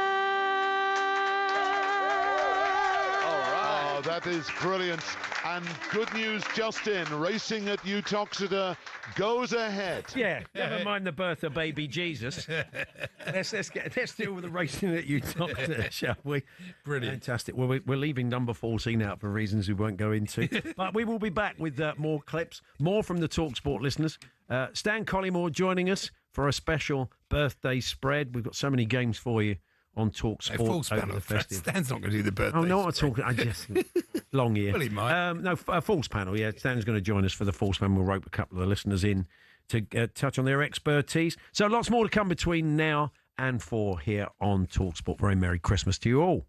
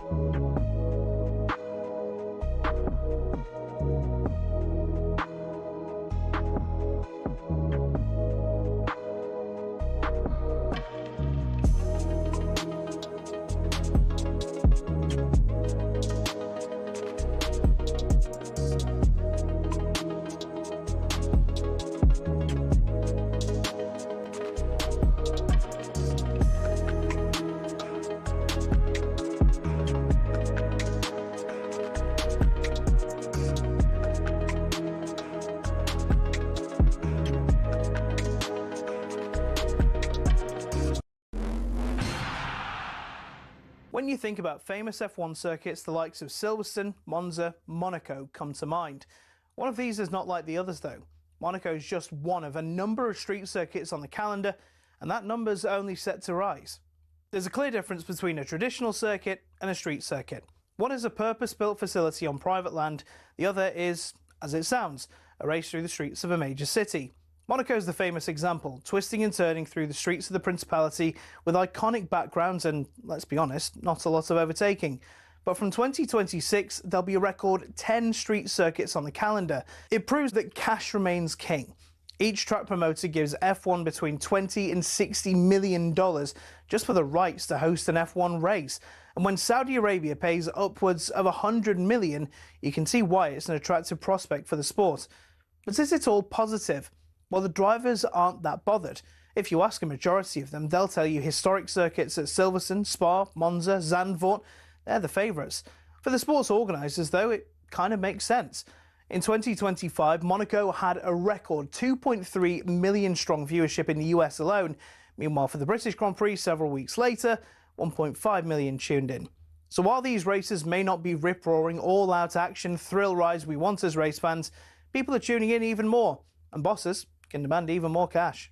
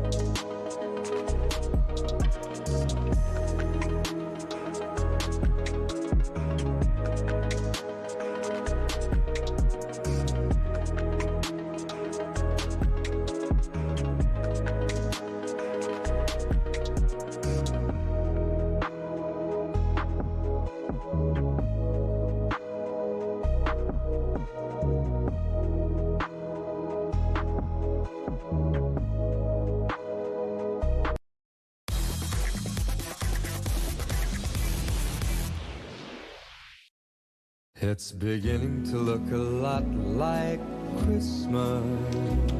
Good afternoon, Paul Hawksbee and Andy Jacobs here on talkSPORT, and it's our Christmas Eve party with the listeners with us in the studio. We're playing some classic clips, and coming up shortly, Stan Collymore will join us for a Falls panel, looking at some of the many games we bring you over the Christmas Lovely period. bunch. As Bruce would say, they're my favourites. Oh, they're my favourites, yeah. Well, yeah. Better than the last lot. Better than last. No, they're not. They're not, in case you came last year. We're just saying that. Two more listeners have joined us. That's Kevin and Leslie. Good afternoon to you both. Good to see you. Good afternoon. Kevin, we'll start with you because you're the man who's brought the cake. This is, you've got 3 spectacular Stollen here that you've made with your own hand. Yes, yeah, made those up yesterday. One batch wasn't going that well, so that got baked without marzipan, unfortunately. Oh, right. Are you a long-term baker? Is this past few years, really? Right. Had a new kitchen and big counter installed, so yeah, start making bread. Okay. I'm going to try a bit. We're going in. Go for it. Yeah, me and Andy will try. Please do go for it. Tasting. I love Stollens. It's the traditional German Christmas. Yeah, I'm going to take a bit of this. That's here, right, Andy. yeah. You can take that. It looks very, very nice. Here we go. We're going in. Oh, look at that big bit. I love marzipan. Big bits of marzipan. Yeah, homemade marzipan as well. Light as a feather. I could do a bit of weightlifting. It's not so stodgy, isn't it? Oh, that's really good. Oh, very good. Thank you. Very nice. That's very nice. Well, that'll be passed around, of course, as we continue. I mentioned that we had somebody who was big into motorsport. Your son, a pretty decent driver when he was young. Yeah, he did all right. It was through an organisation called NATSCA. If people want to have a little look up on Facebook, National Schools Karting Association, and it was really to kind of grassroots karting. He started when he was 11 through the school that he was at the time.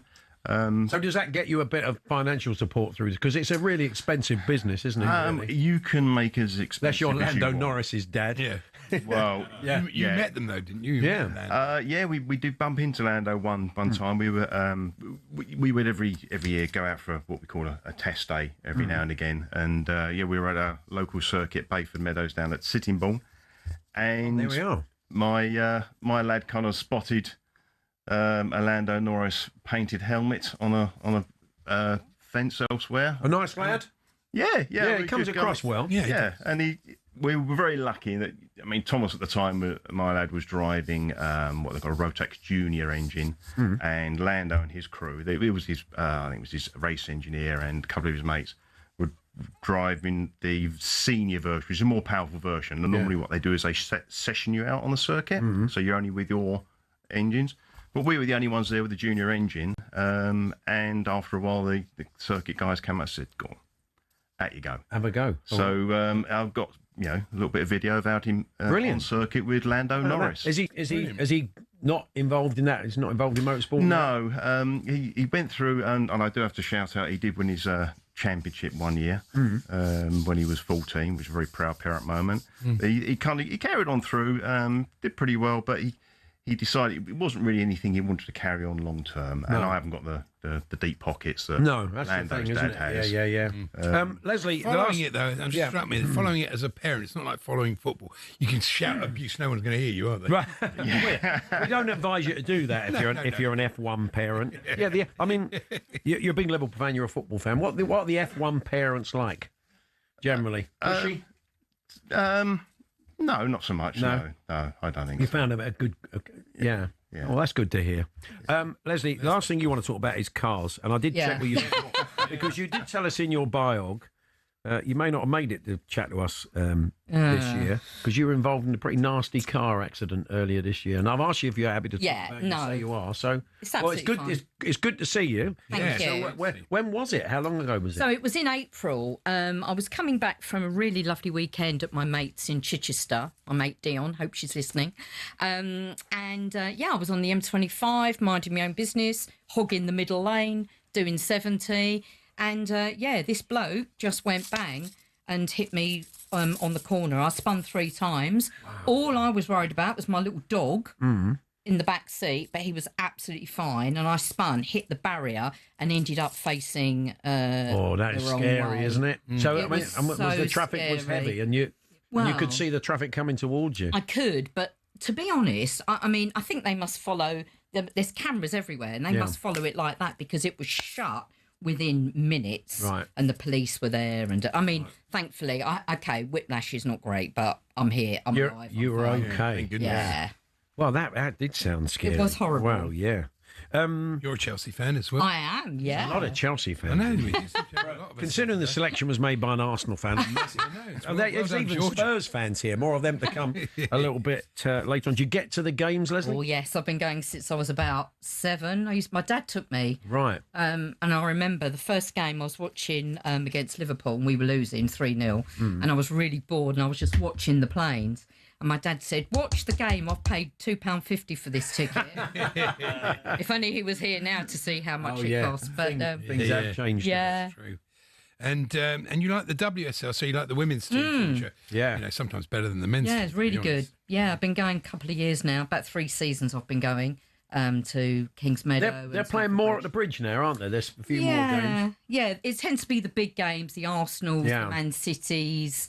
And the crowd's really picking up because Kings Meadow, there's only, I think, 3,000 odd capacity. Yeah. Whereas obviously at the Bridge is a lot more. And they get probably 22, 23,000. I've heard a few of the top players saying it's that balance, isn't it, between playing in the big stadium, which you feel like you should do, but if you've got 5,000-6,000 rattling around in a 50,000 seater, as opposed to playing something like Kings Meadow where it's packed and they're on it and the atmosphere's better. So Arsenal have played a lot of games. They've got really good crowds. Yeah, but absolutely. It's a balance. What do you prefer it when it's in the smaller stadium? Does it feel a bit more intimate? Yeah, it's really cosy. It's a totally different atmosphere to the men's game. Sure. It's really, really different.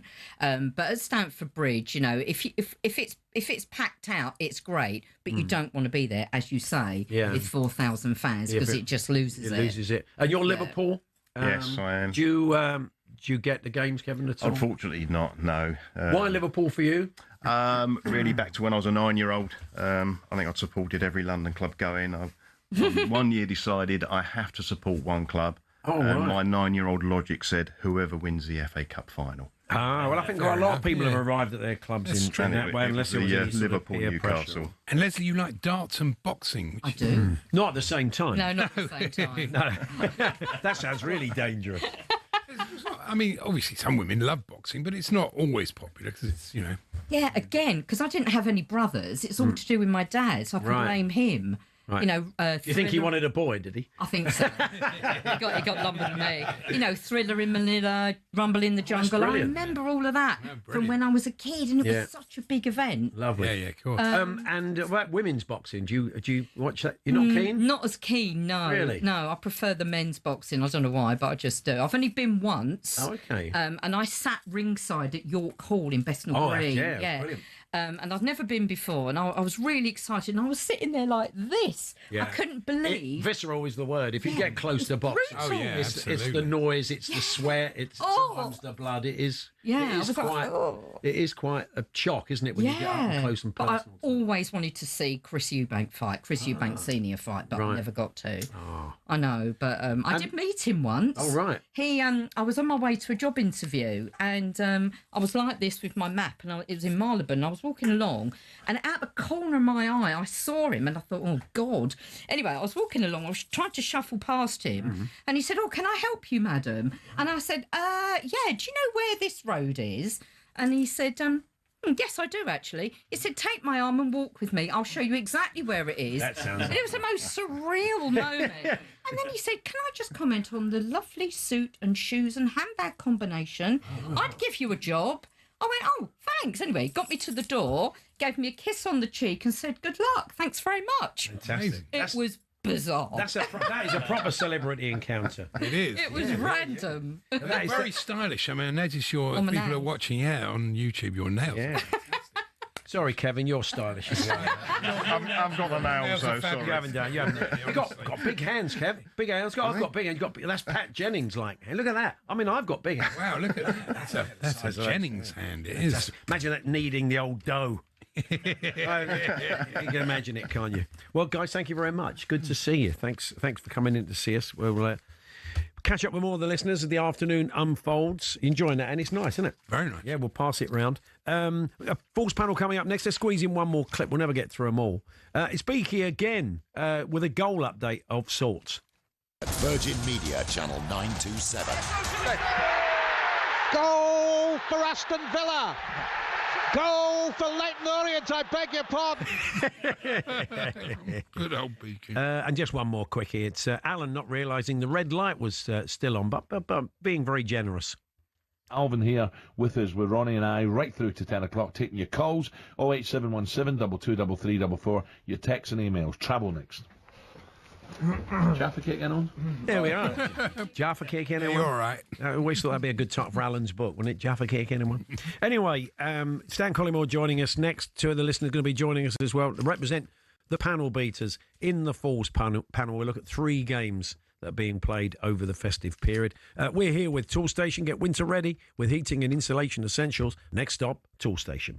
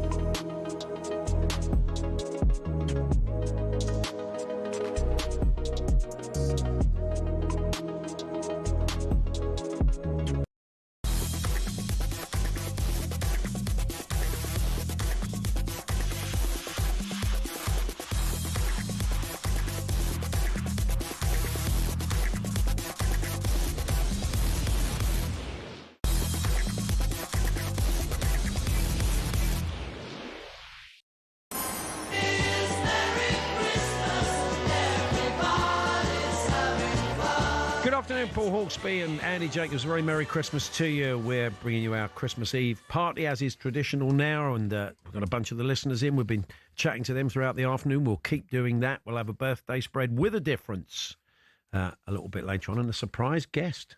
A blast from the past for Jeff Peters. Oh, okay. Lovely. And lots more of your classic clips. We'll put some of those in the old Clips Karaoke. So, let's say hello to the I think it's father and son, isn't it, guys? It looks like it to me. I can see the resemblance. That's Martin and Ramsey Travers. They're both Manchester City fans, and they're going to be in the Force panel this afternoon, taking us and Stan on. Good afternoon, guys. Good to see you. Good to see you. So, you're Manchester. You're from Manchester, both of you? Yeah, we're just on the outskirts at the minute. We're in Tameside. Oh, okay. Have you come down specially today? Yeah. Oh, that's very kind of you. Thank you. Yeah, big fans like listening. Oh, thank you. So, Trav likes to, one of you likes to call the station. Which one is it? Yeah. Trav, the man, who do you tend to ring? Well, I used to... Sports bar? I'd be... no, but sometimes on the way home from the game, yeah, if they're getting on me... If you've won, I can listen to Jason, especially Jason, because he gets stuck into us. Yeah. It's like the vloggers at City. Like I say to one of them, I say, "Speak to me when we lose. It's easy to speak when you've won." Do you know what I mean? Yeah. So well, I mean, the thing is, you don't lose very often. I'm of a vince. Well, relatively speaking, but he may be listening this afternoon. He generally does. My mate Bill Burrows. We used to have a bet every year that who would finish top, give the other one a tenner. I stopped doing that. Yeah. After the money came in. That's right. Otherwise, I'd just be signing cheques all the time. But there were, I mean, City had some pretty terrible times, didn't they? I mean, oh, God, yeah. I mean, I've lived through them, you know. Yeah. I still call it a third division. I went every game that year, you know, getting beat at Wickham on a Tuesday night, you know, and you just stick with it. The other lot, like winning the treble, and us winning at Gillingham meant more to me than, you know. Yeah. The producers just told me that you are known for heading the ball out of the crowd once when Haaland had a shot. Is that no, it was Rodri. It was. Yeah. Oh, come on, Sean! For goodness sake! Bad research. Terrible research. He's just guessing because he saw your T-shirt. I'm not into social media or anything, but I was somewhere and he phoned me up and he said, "You're all over Instagram, TikTok." Yeah. What did you make of that, Ramsey? Yeah. Well, I was just scrolling on Instagram and I got a message off my mate. And he sent me a post and I was like, oh, it's my dad heading the ball. I messaged him. I said, "Oh, you've on Instagram. You've gone a bit viral." He went, "What does Instagram mean and what does viral mean?" Yeah. So you don't remember any of this? It's been all gravy for you, is it? Well, yeah. I went. My dad took me to the. Well, yeah. You don't remember the Peter Swales and Nicky Weaver and running back into the crowd at the Gillingham game. My dad took the bad stuff. Well, good stuff. Yeah, he took me to my first game. I was 10 months old, so just before the money. But yeah, they wouldn't have been any other way. But City fans of my generation were. I think they're really lucky. I used to say to Bill, I always felt there was a similarity between Tottenham and City fans, a sort of fatalistic thing. Like, as soon as the money came in, the oil wells would just stop working. Just at that point, the final oil from the Middle East ran dry. That's what would have happened. So, anyway, we should crack on with the Force panel. Yeah, look at your T-shirt. What does it say on it? Haaland. Up north, there's some pies called Holland's pies, and right, so Haaland. Other pies are available. Well, he does like whether he does like a tomahawk steak, as we know now, Erling, don't we? We saw him on the pastry round. Yeah, with the pastry, a tomahawk steak pie. Yeah, that's right. That would be. Anyway, let's crack on. Get on with this. Force panel, 3 games, 2 of which you'll hear on talkSPORT over the festive period, exclusively live. We've got to predict the scores. We get 3 points for getting it absolutely right, 1 for the outcome, now for getting it wrong. This is the standings at the moment. 3 points for Andy Jacobs last week. He's on 24. I'm doing all right, but I'm still stuck. Yeah, it's that thing. City used to be like this back in the day. They'd win a few games, but then they'd still get relegated. But that was a long time ago. Martin, the Spurs fan, he got 3 points there on 29, so a 5-point gap between Andy and the callers. Then it's me. I had a good week. 5 points. I'm on 32, putting me level now with the commentators. And we have our pro, Stan Collymore, top of the tree on 38. Hello, Stan.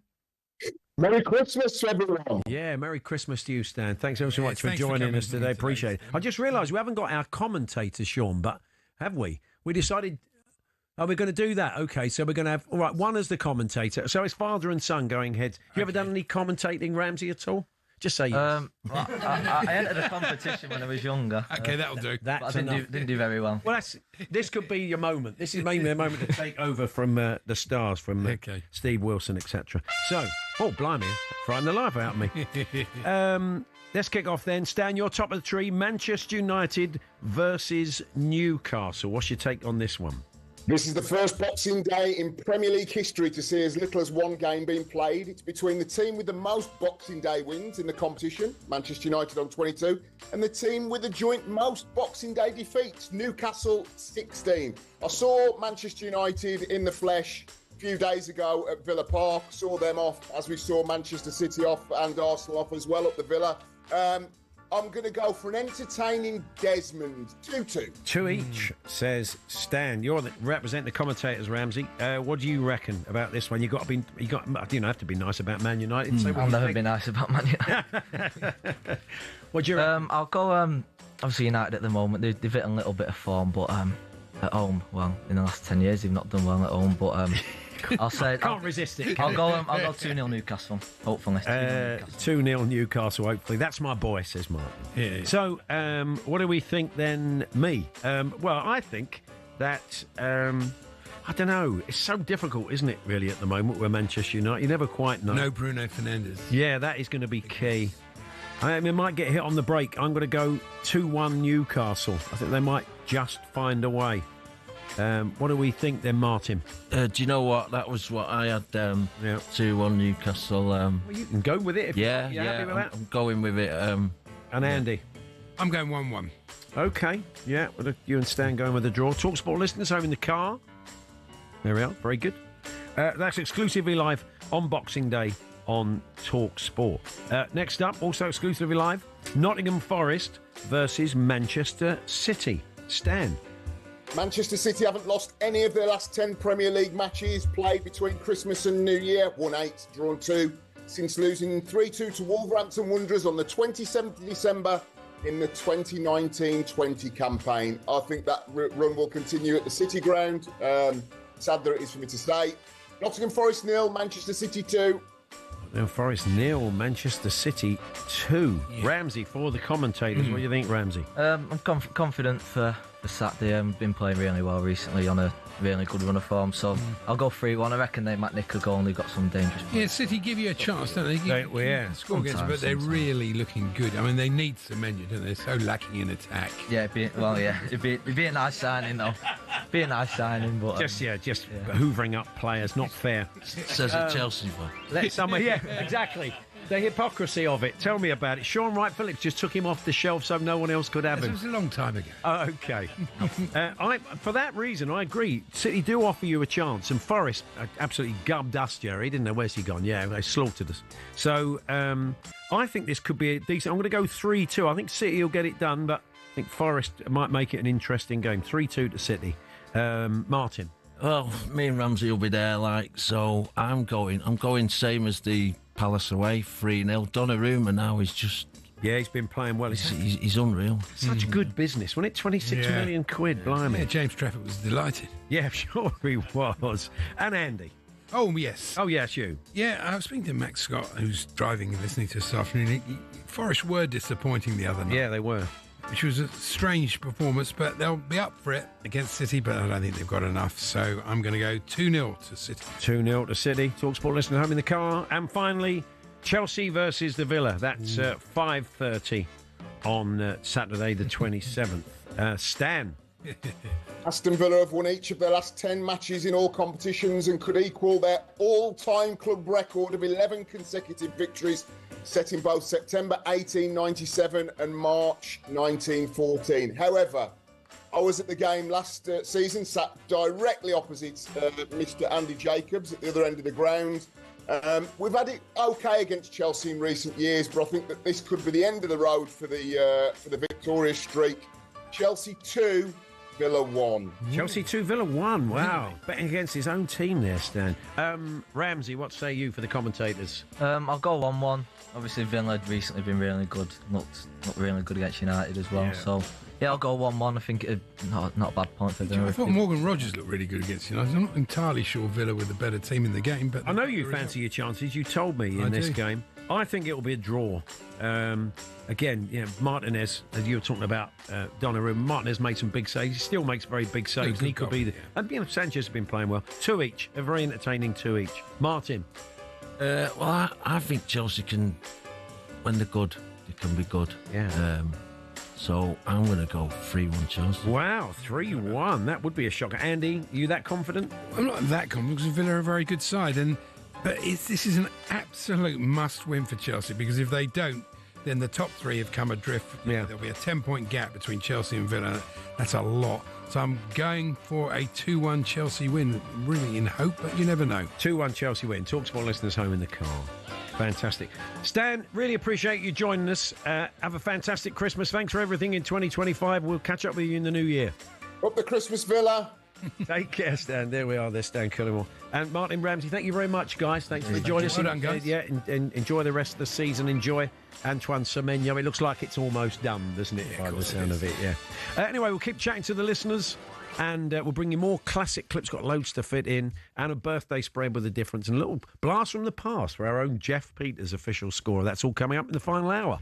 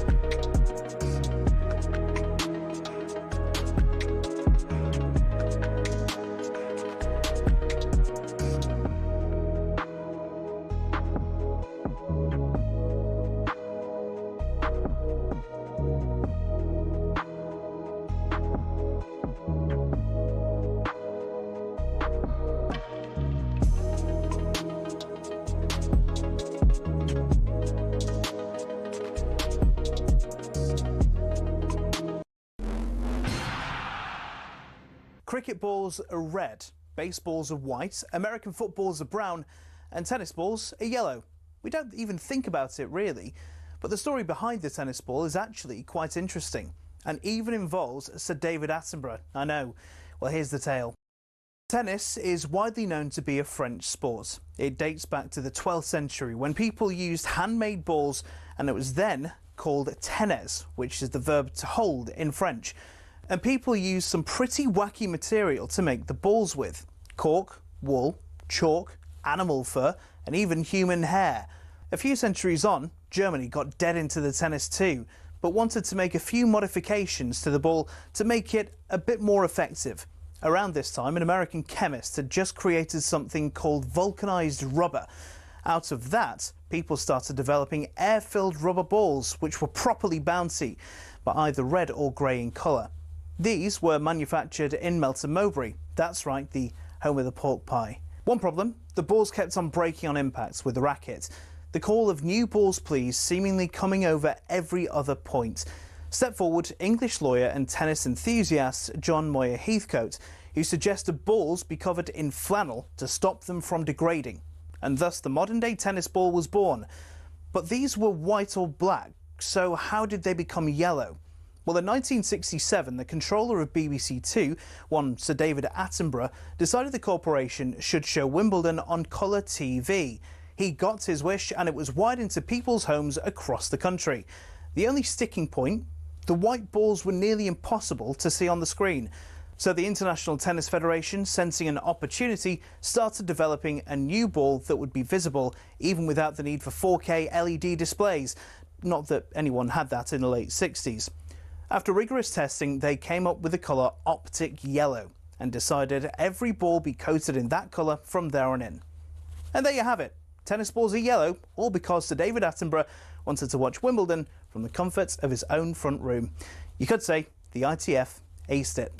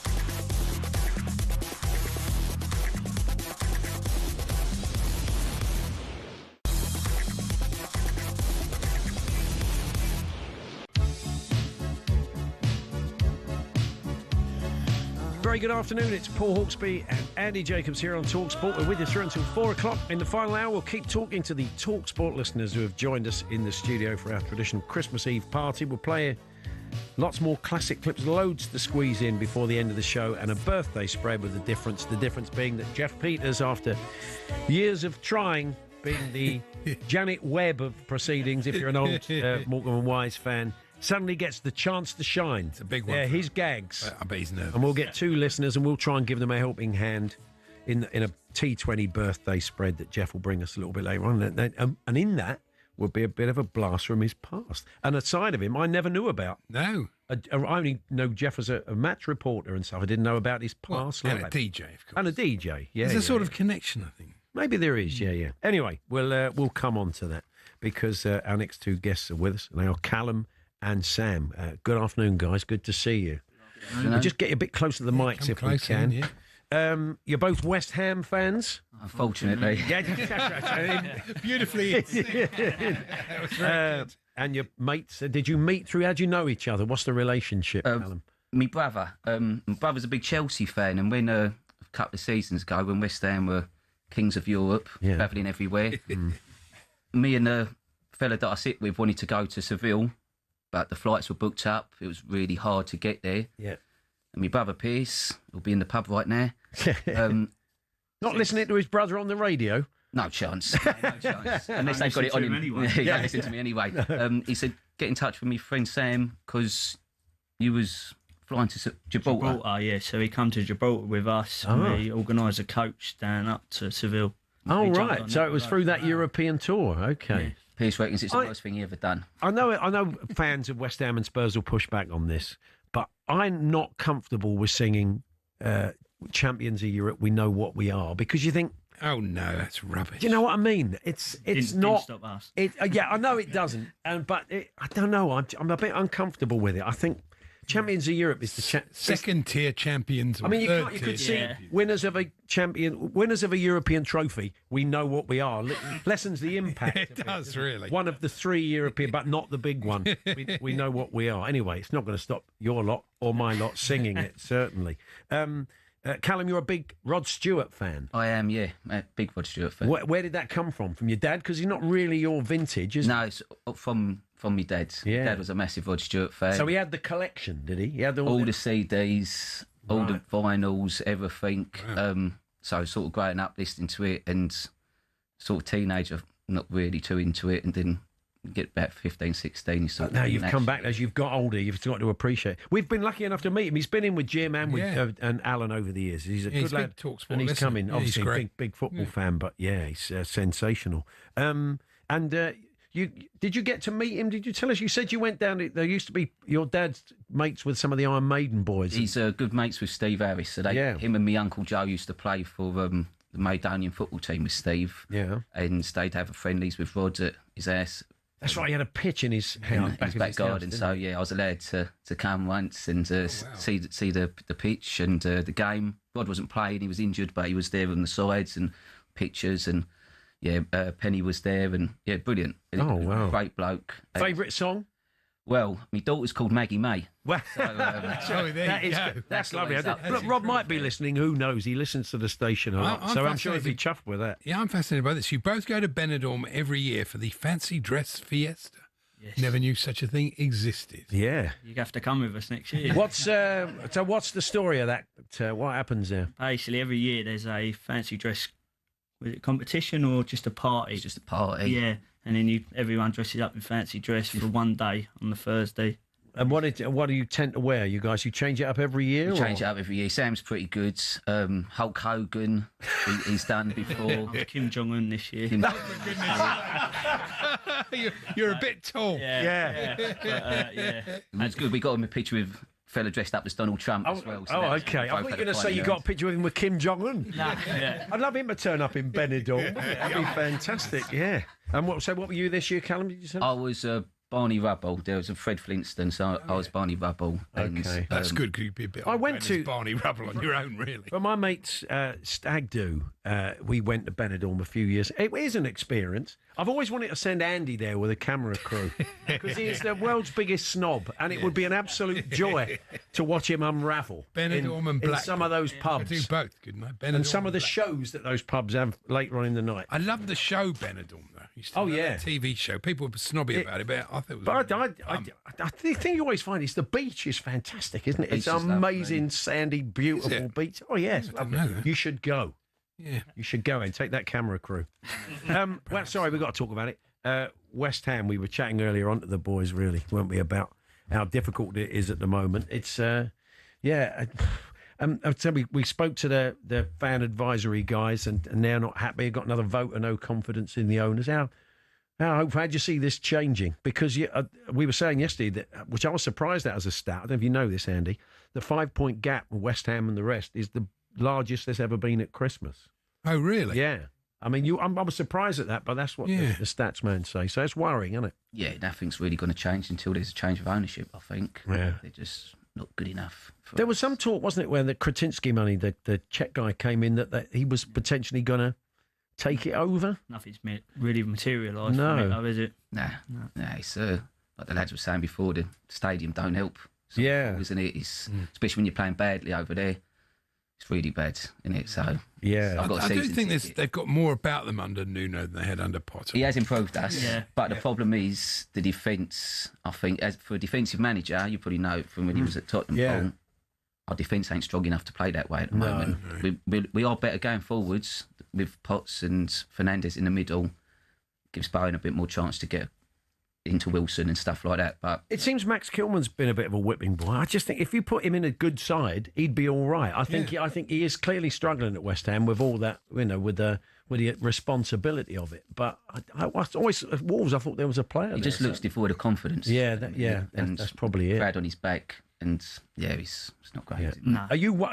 I mean, look, 5 points isn't a lot to make up. It's a couple of wins, but you have to worry where the couple of wins are coming. You think you'll be all right or not? I think we'll go down personally. Really? I hate to say it. I just don't think we're good enough this year. It's a big January then, isn't it? Yeah. If they can bring a couple in that can make a difference. That's the thing. Yeah, it depends. And do you trust them to bring a couple of proper players in? Nah, not really. So, might be a championship for us next year. It's all do. You can sing, Champions of Europe. You'll never sing that to them. Well, fellas, thanks ever so much. Good you. to Thank see you. you. Good stuff. And enjoy Benidorm next year. Have you given any thought to the outfit yet, or there's plenty of time? Not yet, but I'll send it in while I work. Yeah, do send them in to us. Thank you very much. Just Callum and Sam. So we're going to have a special birthday spread. We'll keep chatting to the listeners. We're going to have to squeeze in a few clips. I'll tell you what, we'll squeeze a few clips in before our next chat. And we'll certainly bring you a bumper crop just before the end of the show. At 4 o'clock this afternoon, let me tell you what's coming up. It's Adi Oladipo and Jason Cundy will be here with Drive, looking at all the big sports stories of the day. But we're here with our good friends at Toolstation. Stay one step ahead, whatever the job. Next stop, Toolstation.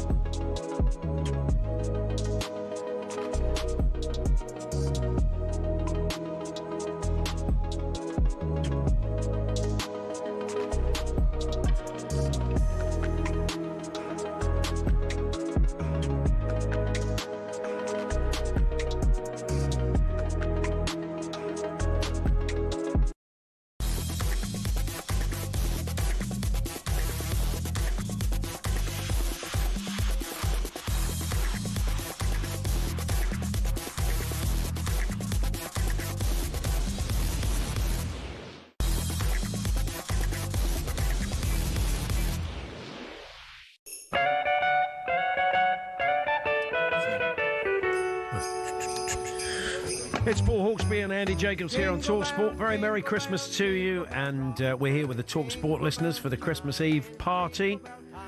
And we've got more clips. Let's squeeze a couple of clips in now, shall we? Yeah, so we'll never get through them. Or we chat to our guests. OK, next up then, this is a corker.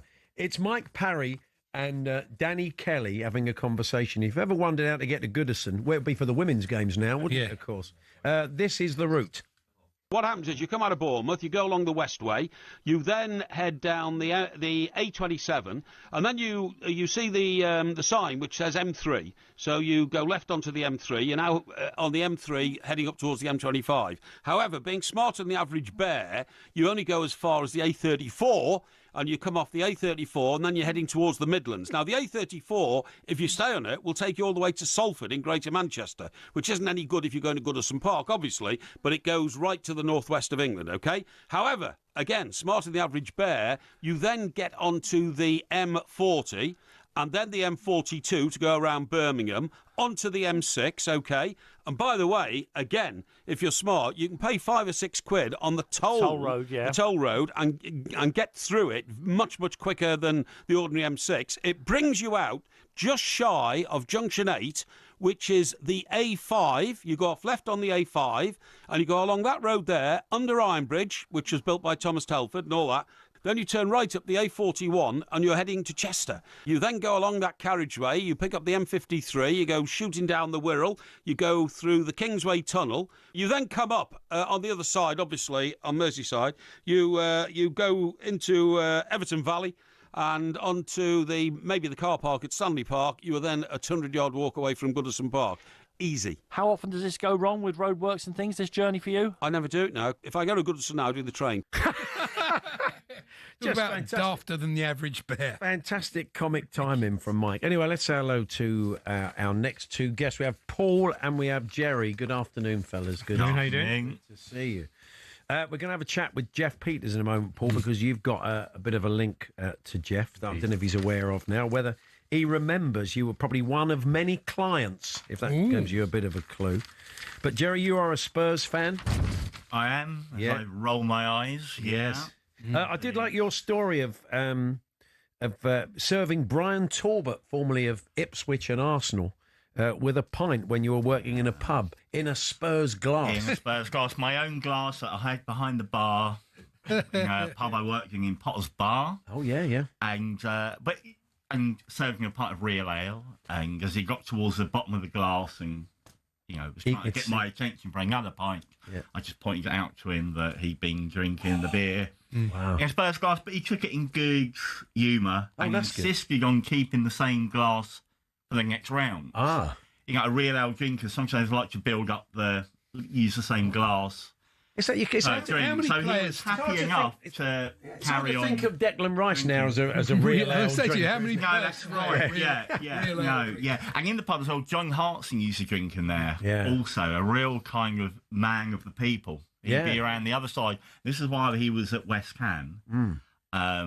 While Harry Redknapp was in the paper saying John Hartson needs to lose weight, he'd be in the pub enjoying a few beers with the locals and things. So it was a pub that kind of attracted him and Chris. Well, he's got a lot of Arsenal players who lived in that part. In that Brookman's Park. Yeah, I think Patrick Vieira used to live in Brookman's Park. Not very far from the training ground as it was there. So, you're into your classic cars?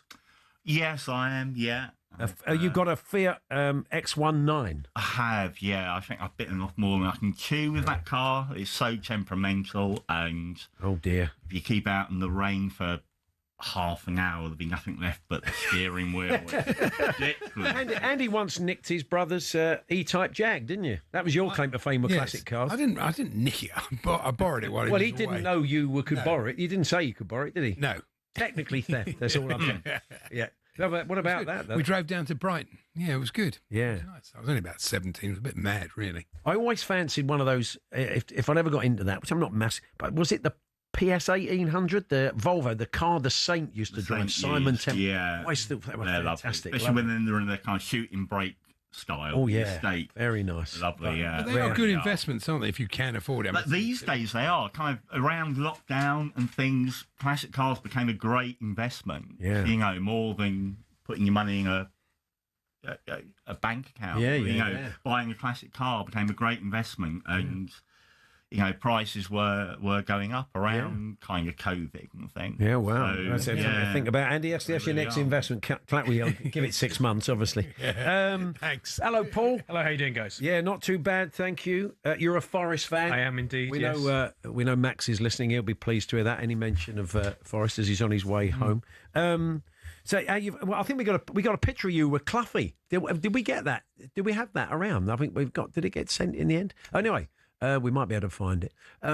Every Forest fan's got a Cluffy story. They must have. Yeah. Well, how old were you when you met him? Well, I met him a couple of times. So I was 9 years old. We went on holiday, sort of February half term, Canary Islands. I think it was international break, so teams were obviously not nowadays. They go to Dubai. Back then, perhaps it was somewhere different. It was Canary Islands. So just so happened that the Forest players were out there and they were on the plane on the way back with us. And I had my Forest kit on, and he sort of stood waiting to get up the plane steps, and he was sort of behind me, Did he sort call of you a looking. young man? He did. He said if your mum and dad will let you, would you like to come and sit next to me? So I sat next to him for about an hour on the plane. Wow, what about that? Chatted about Forest. We got it now. There it is. Wow, you look great. Yeah, and I'd met him about 9 months before that. I was a mascot for Forest against Newcastle in 1987. And funnily enough, as fate would have it, that when I was mascot against Newcastle, it was the last time Forest beat Newcastle at home in a top flight game. And it was May the 9th, 1987. And this season, we're playing them on May the 9th at home. Wow. So there's a podcast that I'm involved in, which Max has been on actually a couple of times. And we are in the midst of writing a letter to the club about maybe we can reinvent that and have me in a full kit walking out holding hands with Morgan Gibbs White. That would be really funny. The shirt was sponsored by Shipston's Fire. It was actually Home Ales that season. Oh, Shipston's Home came after that. Brian Talbot's favourite, apparently. Yeah. We were saying earlier on, like with the boys when we were going through the scores. You never know with Forest. They were great against us. They were pretty average. 2 shots on target. They weren't at it the other night. It was been on a good run since. Yeah, we have. I was there the other night, and it was just one of those sort of. It was a 0-0 game that we conspired to lose 1-0 with a soft wasn't penalty. a lot in it. But Dyche has come in. I think the main difference is he is clearly somebody. Him and his coaching team, somebody who want that job. And whereas before we had the fella that who kind of felt like he was doing us a favour. It was a bit of a bizarre appointment. Talking about himself all the time. It was just too. I think it was a too quick a turnaround for Ange. Absolutely, I mean, I don't know if he'd admit that, but it just felt like he should have had a break. Yeah, absolutely. Yeah, he couldn't get Tottenham off his mind. That's all he ever talked about. And whereas so these guys really want to be at Forest. So you get that sense of the desire to be there. So now Jeff Peters is going to join us for a birthday spread, but he's coming up slightly early. Hello, Jeff. Hello, everybody. I'm just getting slightly nervous it's all right. why I've been brought on so early. We're not stitching you up. Paul, tell us about your link to our own Jeff Peters. Hi, Jeff. Good to see you again. You may or may not remember me. It was the summer of 1996, so it was just after the Euros. Oh God! I believe you at the time you were taking a break from commentating on Leicester, I think, for local radio, and you decided to have a summer out as a holiday rep in Ibiza. Wow. And you happened to be my holiday rep in my hotel in Ibiza, and you would be the guy who was on the coach with us, taking us to the phone parties and the beaches and all that sort of stuff. And it was we were there for it was Glenn Hoddle's first game in charge of England away at Moldova. I remember you came to us around the pool and you said, "Lad, what do you think today, lads? What we're going to do?" And we were like, fairly confident, and you slipped straight back into your sort of journalistic mode. You said, "I've got the headline written already. I can see it. Rolled over in Moldova." So he's doing birthday spread gags even then. Nearly 30 years ago. I think we won 3-0. But yeah, so did you have a bit of Leicester Forest bants? I'm sure we did at the time. Absolutely. Yeah. Paul, there's no way that I would have made any jokes about Notts Forest. I would have said I would not have tried to wind up any of the Notts Forest fans around the pool. Absolutely, Paul. I wouldn't. So was this the Comfort Plaza Hotel? I can't remember the name. Wow. But yeah, it was. How do you remember me though? I mean, I'm like nobody. But how do you remember? You made it known to everybody that you were Jeff Peters from Radio Leicester or whatever. Oh, there we are. Giving it the big un. I'm nobody. Giving it the big un. He was. Was he a good rep? He was good. Yeah. We had a good job time. For you? He did. Yes. Jeff, is that how you made your connections with Ibiza and the DJing and all that side of it? No, I'd already been DJing before that, but yeah, I started very, early on. John Rawling, a familiar voice on the station, he gave me an opportunity as sort of Saturday tea boy when I was 13 at Radio Leicester, and I was kind of... thought you meant in Ibiza. And then went on from there. And then a friend of mine got a job as a holiday rep in Greece, and I thought, I'll apply for this. I didn't think for a minute I would get it. And then they offered me it, and it was like, hang on, I've got a staff job with the Beeb at sort of 22, 23, and I've got the opportunity of having 6 months in Ibiza. And so I went out there and thought I'd just test myself doing something completely different, and met some brilliant people. Oh, Paul, honestly, that is so sweet and lovely that you remember genuinely that, of course, the Beeb wouldn't have you back, which is why we're stuck with you. Yeah, that's it. I did actually, but Radio Leicester wouldn't have me back, but Radio Cambridgeshire, pre-Max Rushton, I went and worked there before I got onto That's the fickle finger of fate. There it is. Yeah, but Ibiza, that was kind of where I sort of fell in love with it and got so many friends. Brilliant. But Paul, that's we must get in contact and that's right. Well, you sort of struck me as he wants to take you to a foam party. Paul. Well, that sounds good. Yeah, I mean, I'm a bit into that now, but he struck me as he sort of modelled himself on a Johnny Vaughan style. That was his his style. You sort of we all called you Johnny Vaughan, I think, for the week. Okay. Yeah, a lot of people said I looked a bit like Johnny Vaughan at the time, or Dale Winton. They were the two. Oh yeah, that's the win double. I can see that. Yeah. Now it's more sort of Crystal Maze or Right Said Fred or you're going to be Voldemort. You're going to be the star of the birthday spread. That's coming up next. Thank you, Paul. Thank you very much, guys. And thanks very much. Good to chat to you. Thank you, Jerry. Thank you. Have a great Christmas. Birthday spread. Sorry. Yes, birthday spread coming up next. And we'll squeeze in a lot more clips. We've hardly got through any today chatting away, but we'll squeeze a few more in before the end of the show when Adi Oladipo and Jason Cundy are here. We'll drive.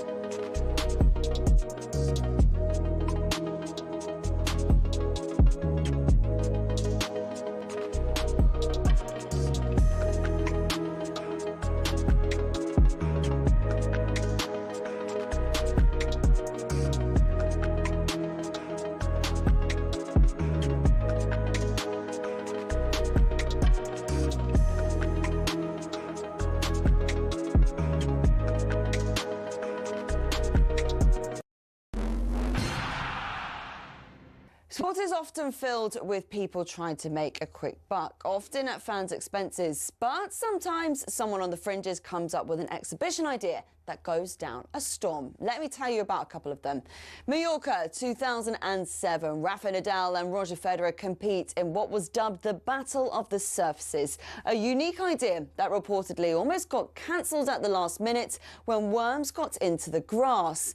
An 11th hour turf delivery got the match on, and despite some dodgy bounces on the new green stuff, Rafa and Roger slugged out a 3-set epic. Tennis has a history of exhibitions too, with the Battle of the Sexes in 1973 captivating audiences worldwide as Billie Jean King took on the former world #1 men's player Bobby Riggs, who talked down the women's game. Billie Jean King won. In motorsport, there was Monzanapolis in the 50s when American Indy cars went up against European F1 cars. But perhaps the best exhibitions have been the charity ones. In 1998, legends like Mike Atherton, Sachin Tendulkar and Glenn McGrath turned out at Lord's for a one-dayer in memory of Princess Diana. And since 2006, we've had Soccer Aid, which has raised an incredible amount of money. And if you get to see the likes of Jose Mourinho taking out Ollie Mers, then what's not to like?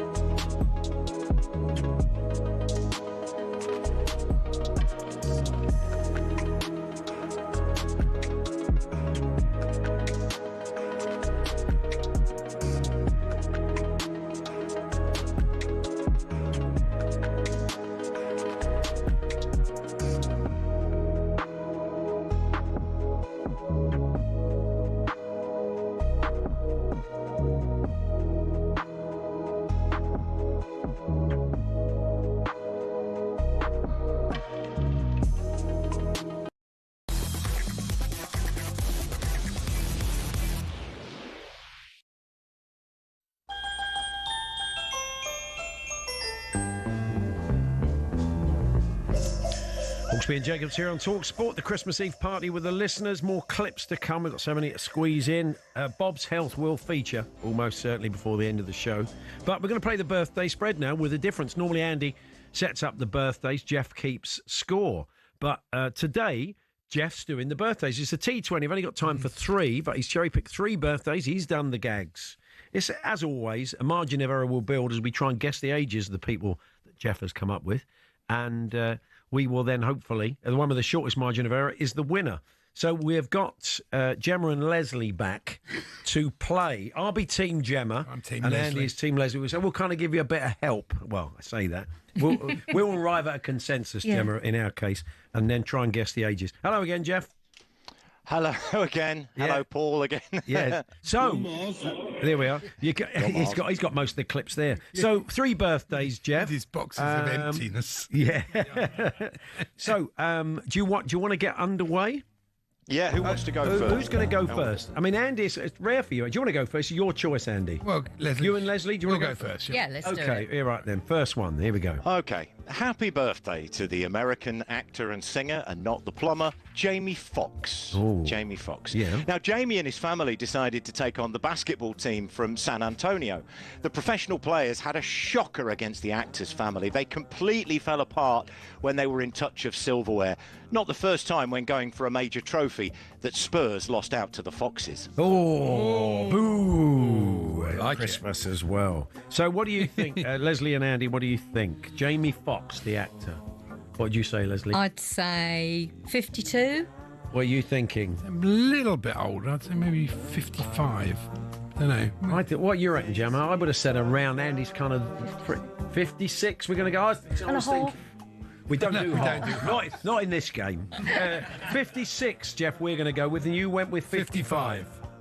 Okay, Jamie Foxx, 58. Ooh. So, Team Paul, He's wearing Gemma, well. Yeah. 2 out, and Team Andy, Leslie, 3 out. Okay. So it's Gemma in the lead. The next birthday, somebody's birthday tomorrow. So we're guessing the Christmas Day birthday of the former footballer, manager turned pundit, presenter and singer, not the plumber, Chris Kamara. Cammy. Chris Kamara. Cammy, happy birthday. We were in a pub quiz and I got stuck on a question in the music round. What was the name of the UK number 3 and US number 1 record in the early 90s from the band EMF? Chris was able to help with the answer. That's unbelievable, Jeff. Yes, there we are. You're unbelievable. So, Cammy, we were playing a bit of his Christmas album on the show recently. So we're going to go off first this time. What do we think, Cammy? 60s. Yeah. Is he 60? What do you reckon? 62? 61? 62? What should we go with, Gemma? 62. 62 we're going with. What do you think, Leslie? I've written down 62, Leslie. So what do I thought he was a bit older than that. Right. What are you going with? I was going to say 65. All right. Should we split the difference? 64. Yeah. Okay, 62 from us, 64 from them, Jeff. Amazingly, tomorrow he'll be 68. No. Wow. He's wearing well, isn't he? So Team Paul, Gemma, 6 out onto 8, and Team Andy and Leslie, 4 out onto 7. So Leslie is in the lead. So Leslie and Andy have got to go first on the final one. Yeah. It's a birthday on Boxing Day. So we want to know how old this person is on Boxing Day. Yeah. It's the former Conservative MP, Edward Timpson. The former MP. He only married his wife after being forced out of his job, which is something you'd expect from Edward and Mrs. Timpson. Oh. Hey! Even Charlie would like that. Come on. He would. That's good. I'll give you that one. I like that one. Mrs. Timpson. No, it's not Mrs. It's Edward. I'm only guessing Mrs. Timpson. Wallace Timpson. It's Edward. It's an MP. MP. Well, former MP. Former MP. Yeah. Good Lord, what could he be? Be anything. It's not the bloke who runs Timpson's. That's someone else. No. Yeah. I don't. Is it him, Edward? You think it's him? I thought it was, yeah. I know he works for the government, but he's not an MP. It's not the same one. It's not the same one. It's not the same one, no. He just said it's not. Okay. No, it could be his dad. I don't know how old he is then. No. They've got to go first. I've never heard of him. No. I'm going to go 72. I think that's a fair guess for an ex-MP. 72. I'm going to go a bit higher, Gemma. Go on then. I think he could be old Ted Timpson. Ted's an old name, isn't it? It is a bit. Do you want to go 80? Should we go 85? Go Are on. you happy with that? Not really, but... What do you want to do? It's your choice. It's your choice. On your head, but what do you think, Gemma? 80. All right, then. 80, Jeff. Well, Edward Timpson, who is the brother of the Timpson who... was it prisons minister or what? Yeah, that's it. Yeah. On Boxing Day, Edward Timpson will be 52.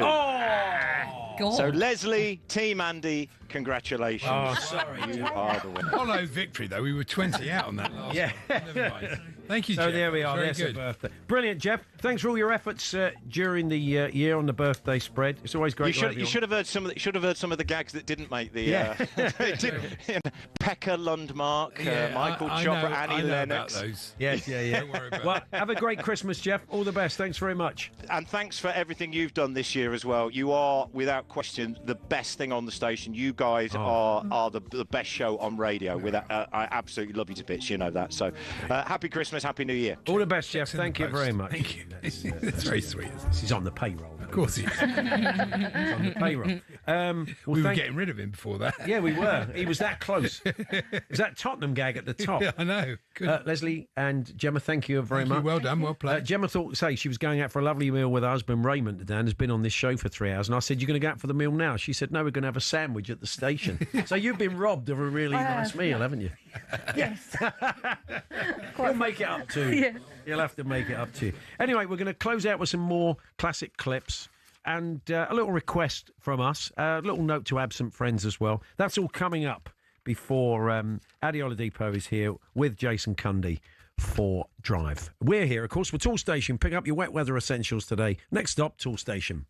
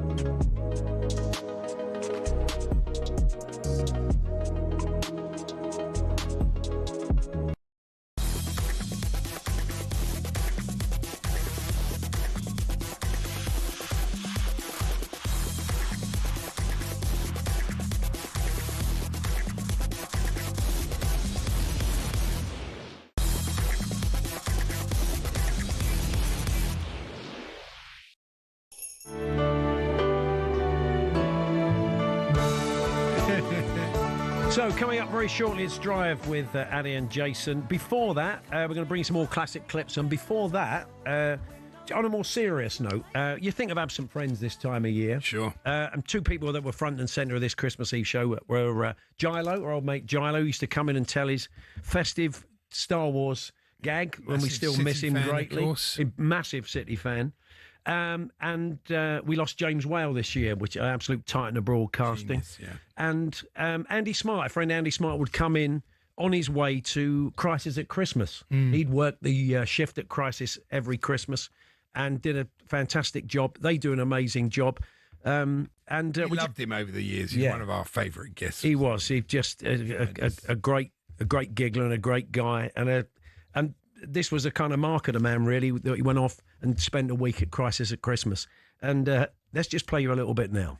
We give them a good Christmas, basically, and in giving them a good Christmas, they come in and they have a bit, they have their big Christmas dinner on Christmas Day and they have entertainment in the evening and stuff. But while we've got them there, we can also, they get checked for TB. They have a podiatrist comes in and checks their feet because they get a lot of trouble with their feet because they don't get a chance to wash them that often. They get seen by the dole people. They get seen by housing people. They get seen by doctors. They get haircuts. They get fresh clothing. They get it just when you see the transformation from the first day to the last day, it's unbelievable the difference in the way, just the way they're walking down the corridors. Their heads are up, and they get to talk to all the volunteers as well, and which is just human contact is so important to them, especially this time of year. Do you hear stories of? I'm going to say, do you hear stories of people that you've seen come and go over the 15 years that do come back, or do you ever get a chance to update their stories? Turn their lives around. We've had. I mean, there was my favourite one was Ken. He was so poor, and he was ex-army, and when his dad died, he walked. He didn't have any money, so he walked from London to Leeds. Wow. Missed the funeral, obviously. Put some flowers on his dad's grave, and then walked back. So it took him 6 weeks, and he wasn't there one year, and then the next year he came back as a volunteer, and I said, what have you been up to then, Ken? And he'd been trained as a chef, and he'd got a job working for a family, cooking for a very rich family, and he was living in Knightsbridge cooking food for this family. So I mean, that was the big success story. The late great Andy Smart. If you would like to make a contribution to Crisis at Christmas, you can. We're going to put out the link at TSH&J. About £30 makes a huge difference. If you can't afford that, even it's a £5 or whatever you can do, we do it in Andy's memory. Let's bring you some clips. Let's squeeze one in. What have we got next? It's Darren Gough, isn't it? We're going to kick off with. When he was, I think it was around the time Dancing on Ice was on. He had a very interesting question for one of the guests. Anyway, enough of the cork here. I'd rather speak to his partner, Alexandra Shellman. Where are you from? I'm from Finland. Finland. Yeah. You speak Finnish? Yeah, I imagine she can get by in her native language. Yes. Yes, it's Alan Brazil again. This is nuts as well. Alan getting a name wrong quite spectacularly. Yeah. No, I tell you where we went to the old Imperial City near the Bank of England. Downstairs, I've taken you in there. Yes. Brilliant, great. It's old Ken, whatever his name is, Ken Walk. What's his name? Ken Walk, is it? No, Ken Hom. Ken Walk. It's nominative determinism. I think it certainly is. We had the cheerleaders came in, a whole raft of cheerleaders from one of the American football teams came in, and they were only in London, I think, for the day. So Alan had some tips for sightseeing for them. What's happening today? Today we're actually going to go to Wembley Stadium. We can't wait to go take a tour and go look at the stadium and the field and spend some time with everyone over there. Yeah, brilliant. And stadium. If you get a chance, you've got to do it. There's a place, I said to the lovely lady here, Leadenhall Market, which is not far from here. Some nice restaurants, bars, very old, very quaint, it's beautiful. And that's the part of London, the insurance market, where all the big insurance, they insure the rest of the world, tankers, ships, all that. 18-year-old cheerleaders. Want to know more about the British insurance maritime market, really? Let's get ourselves down to about Leadenhall Market. This is a fairly iconic one as well. Nigel Botherway trying to chat to his mate, the late, great Marsh Pratley. Friend of the show and a good friend of mine, Marsh Pratley from Orchid Lakes in Oxfordshire. Good morning, Marsh. Hello, Marsh. Good morning, Marsh. I can see he's there and his lights are on, Elliot, but we've not got him. Hello, Marsh. Well, good morning, Marsh. He'll get there in the end. He'll almost certainly get there in the end. He'll just have another go, I'm sure. Right, Marsh is back, hopefully. Let's see if we can get him this time. Good morning, Marsh. Great talkSPORT technology here. Do not put me on clips of the week for this. This is very frustrating. I can see Marsh's lights up, but we're not hearing him. Marsh? Good morning, Marsh. No, I'm afraid the technology here, we're going to have to get an engineer in here to have a look at this. Very, very frustrating. But any clues, Elliot? Hello, Marsh? No, great. Absolutely great. Sorry, folks, we'll have to get Elliot to come in here and see if we can get anything sorted, but I'm afraid Marsh is not there. Good morning, Marsh. Morning, Nigel. We've got him at thank goodness. I'm afraid for about 6 months after that, the production team then would come in and say, "Morning, Marsh." We did. We had a bad attack. Become a bit of a catchphrase. And finally, we've got to play this one. Jamie Carragher's favourite talkSPORT clip, along with many other people. Gary Bushell, TV reviewer, joined Mike Parry and Alan Brazil to chat about a Bob Monkhouse and a show that Gary had just been to.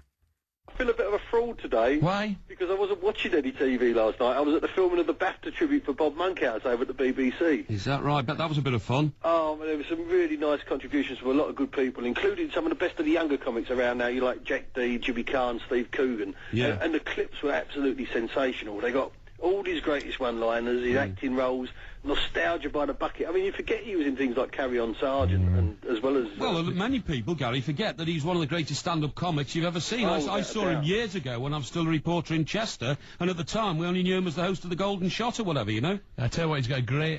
you know, if he has to, he can do a blue version as well, which is meant to be fantastic. Oh, yes. In fact, you can get those on video still, on DVD probably now. This show goes out the weekend after next on BBC One. You're absolutely right. You're left with no doubt that Monkhouse was a giant. Yeah, sure. Oh, no, absolutely. Gary, what about Bob's health now? He died at Christmas. I think Mr. Brazil was just looking a little bit back there rather than forward. You're absolutely right. I heard two different versions of it, to be honest. The terrible thing two different versions, I was told. Two different versions. Someone was going around saying Bob was still alive. That is nuts. I love the way what Mr. Brazil is trying to get his mate out of jail. I know. That's a good thing to do. Well, that is a round of applause. Yeah, well done. Thank you for coming in. Thank Sean and Georgia, our producer and assistant producer, and all the guys behind the scenes throughout the year have done a fantastic job for us. All the tech team, everybody who worked on the show throughout the year. It's much appreciated. And we'll be back in the new year. We're back on the 5th of January. Get underway. A start of our 26th year. How are we still getting away with it? For goodness sake. And to all of you, thank you for listening throughout the year. Have a very Merry Christmas and a very Happy New Year. We'll see you in 2026. Coming up next, Addy Oladipo and Jason Cundy bring you Drive.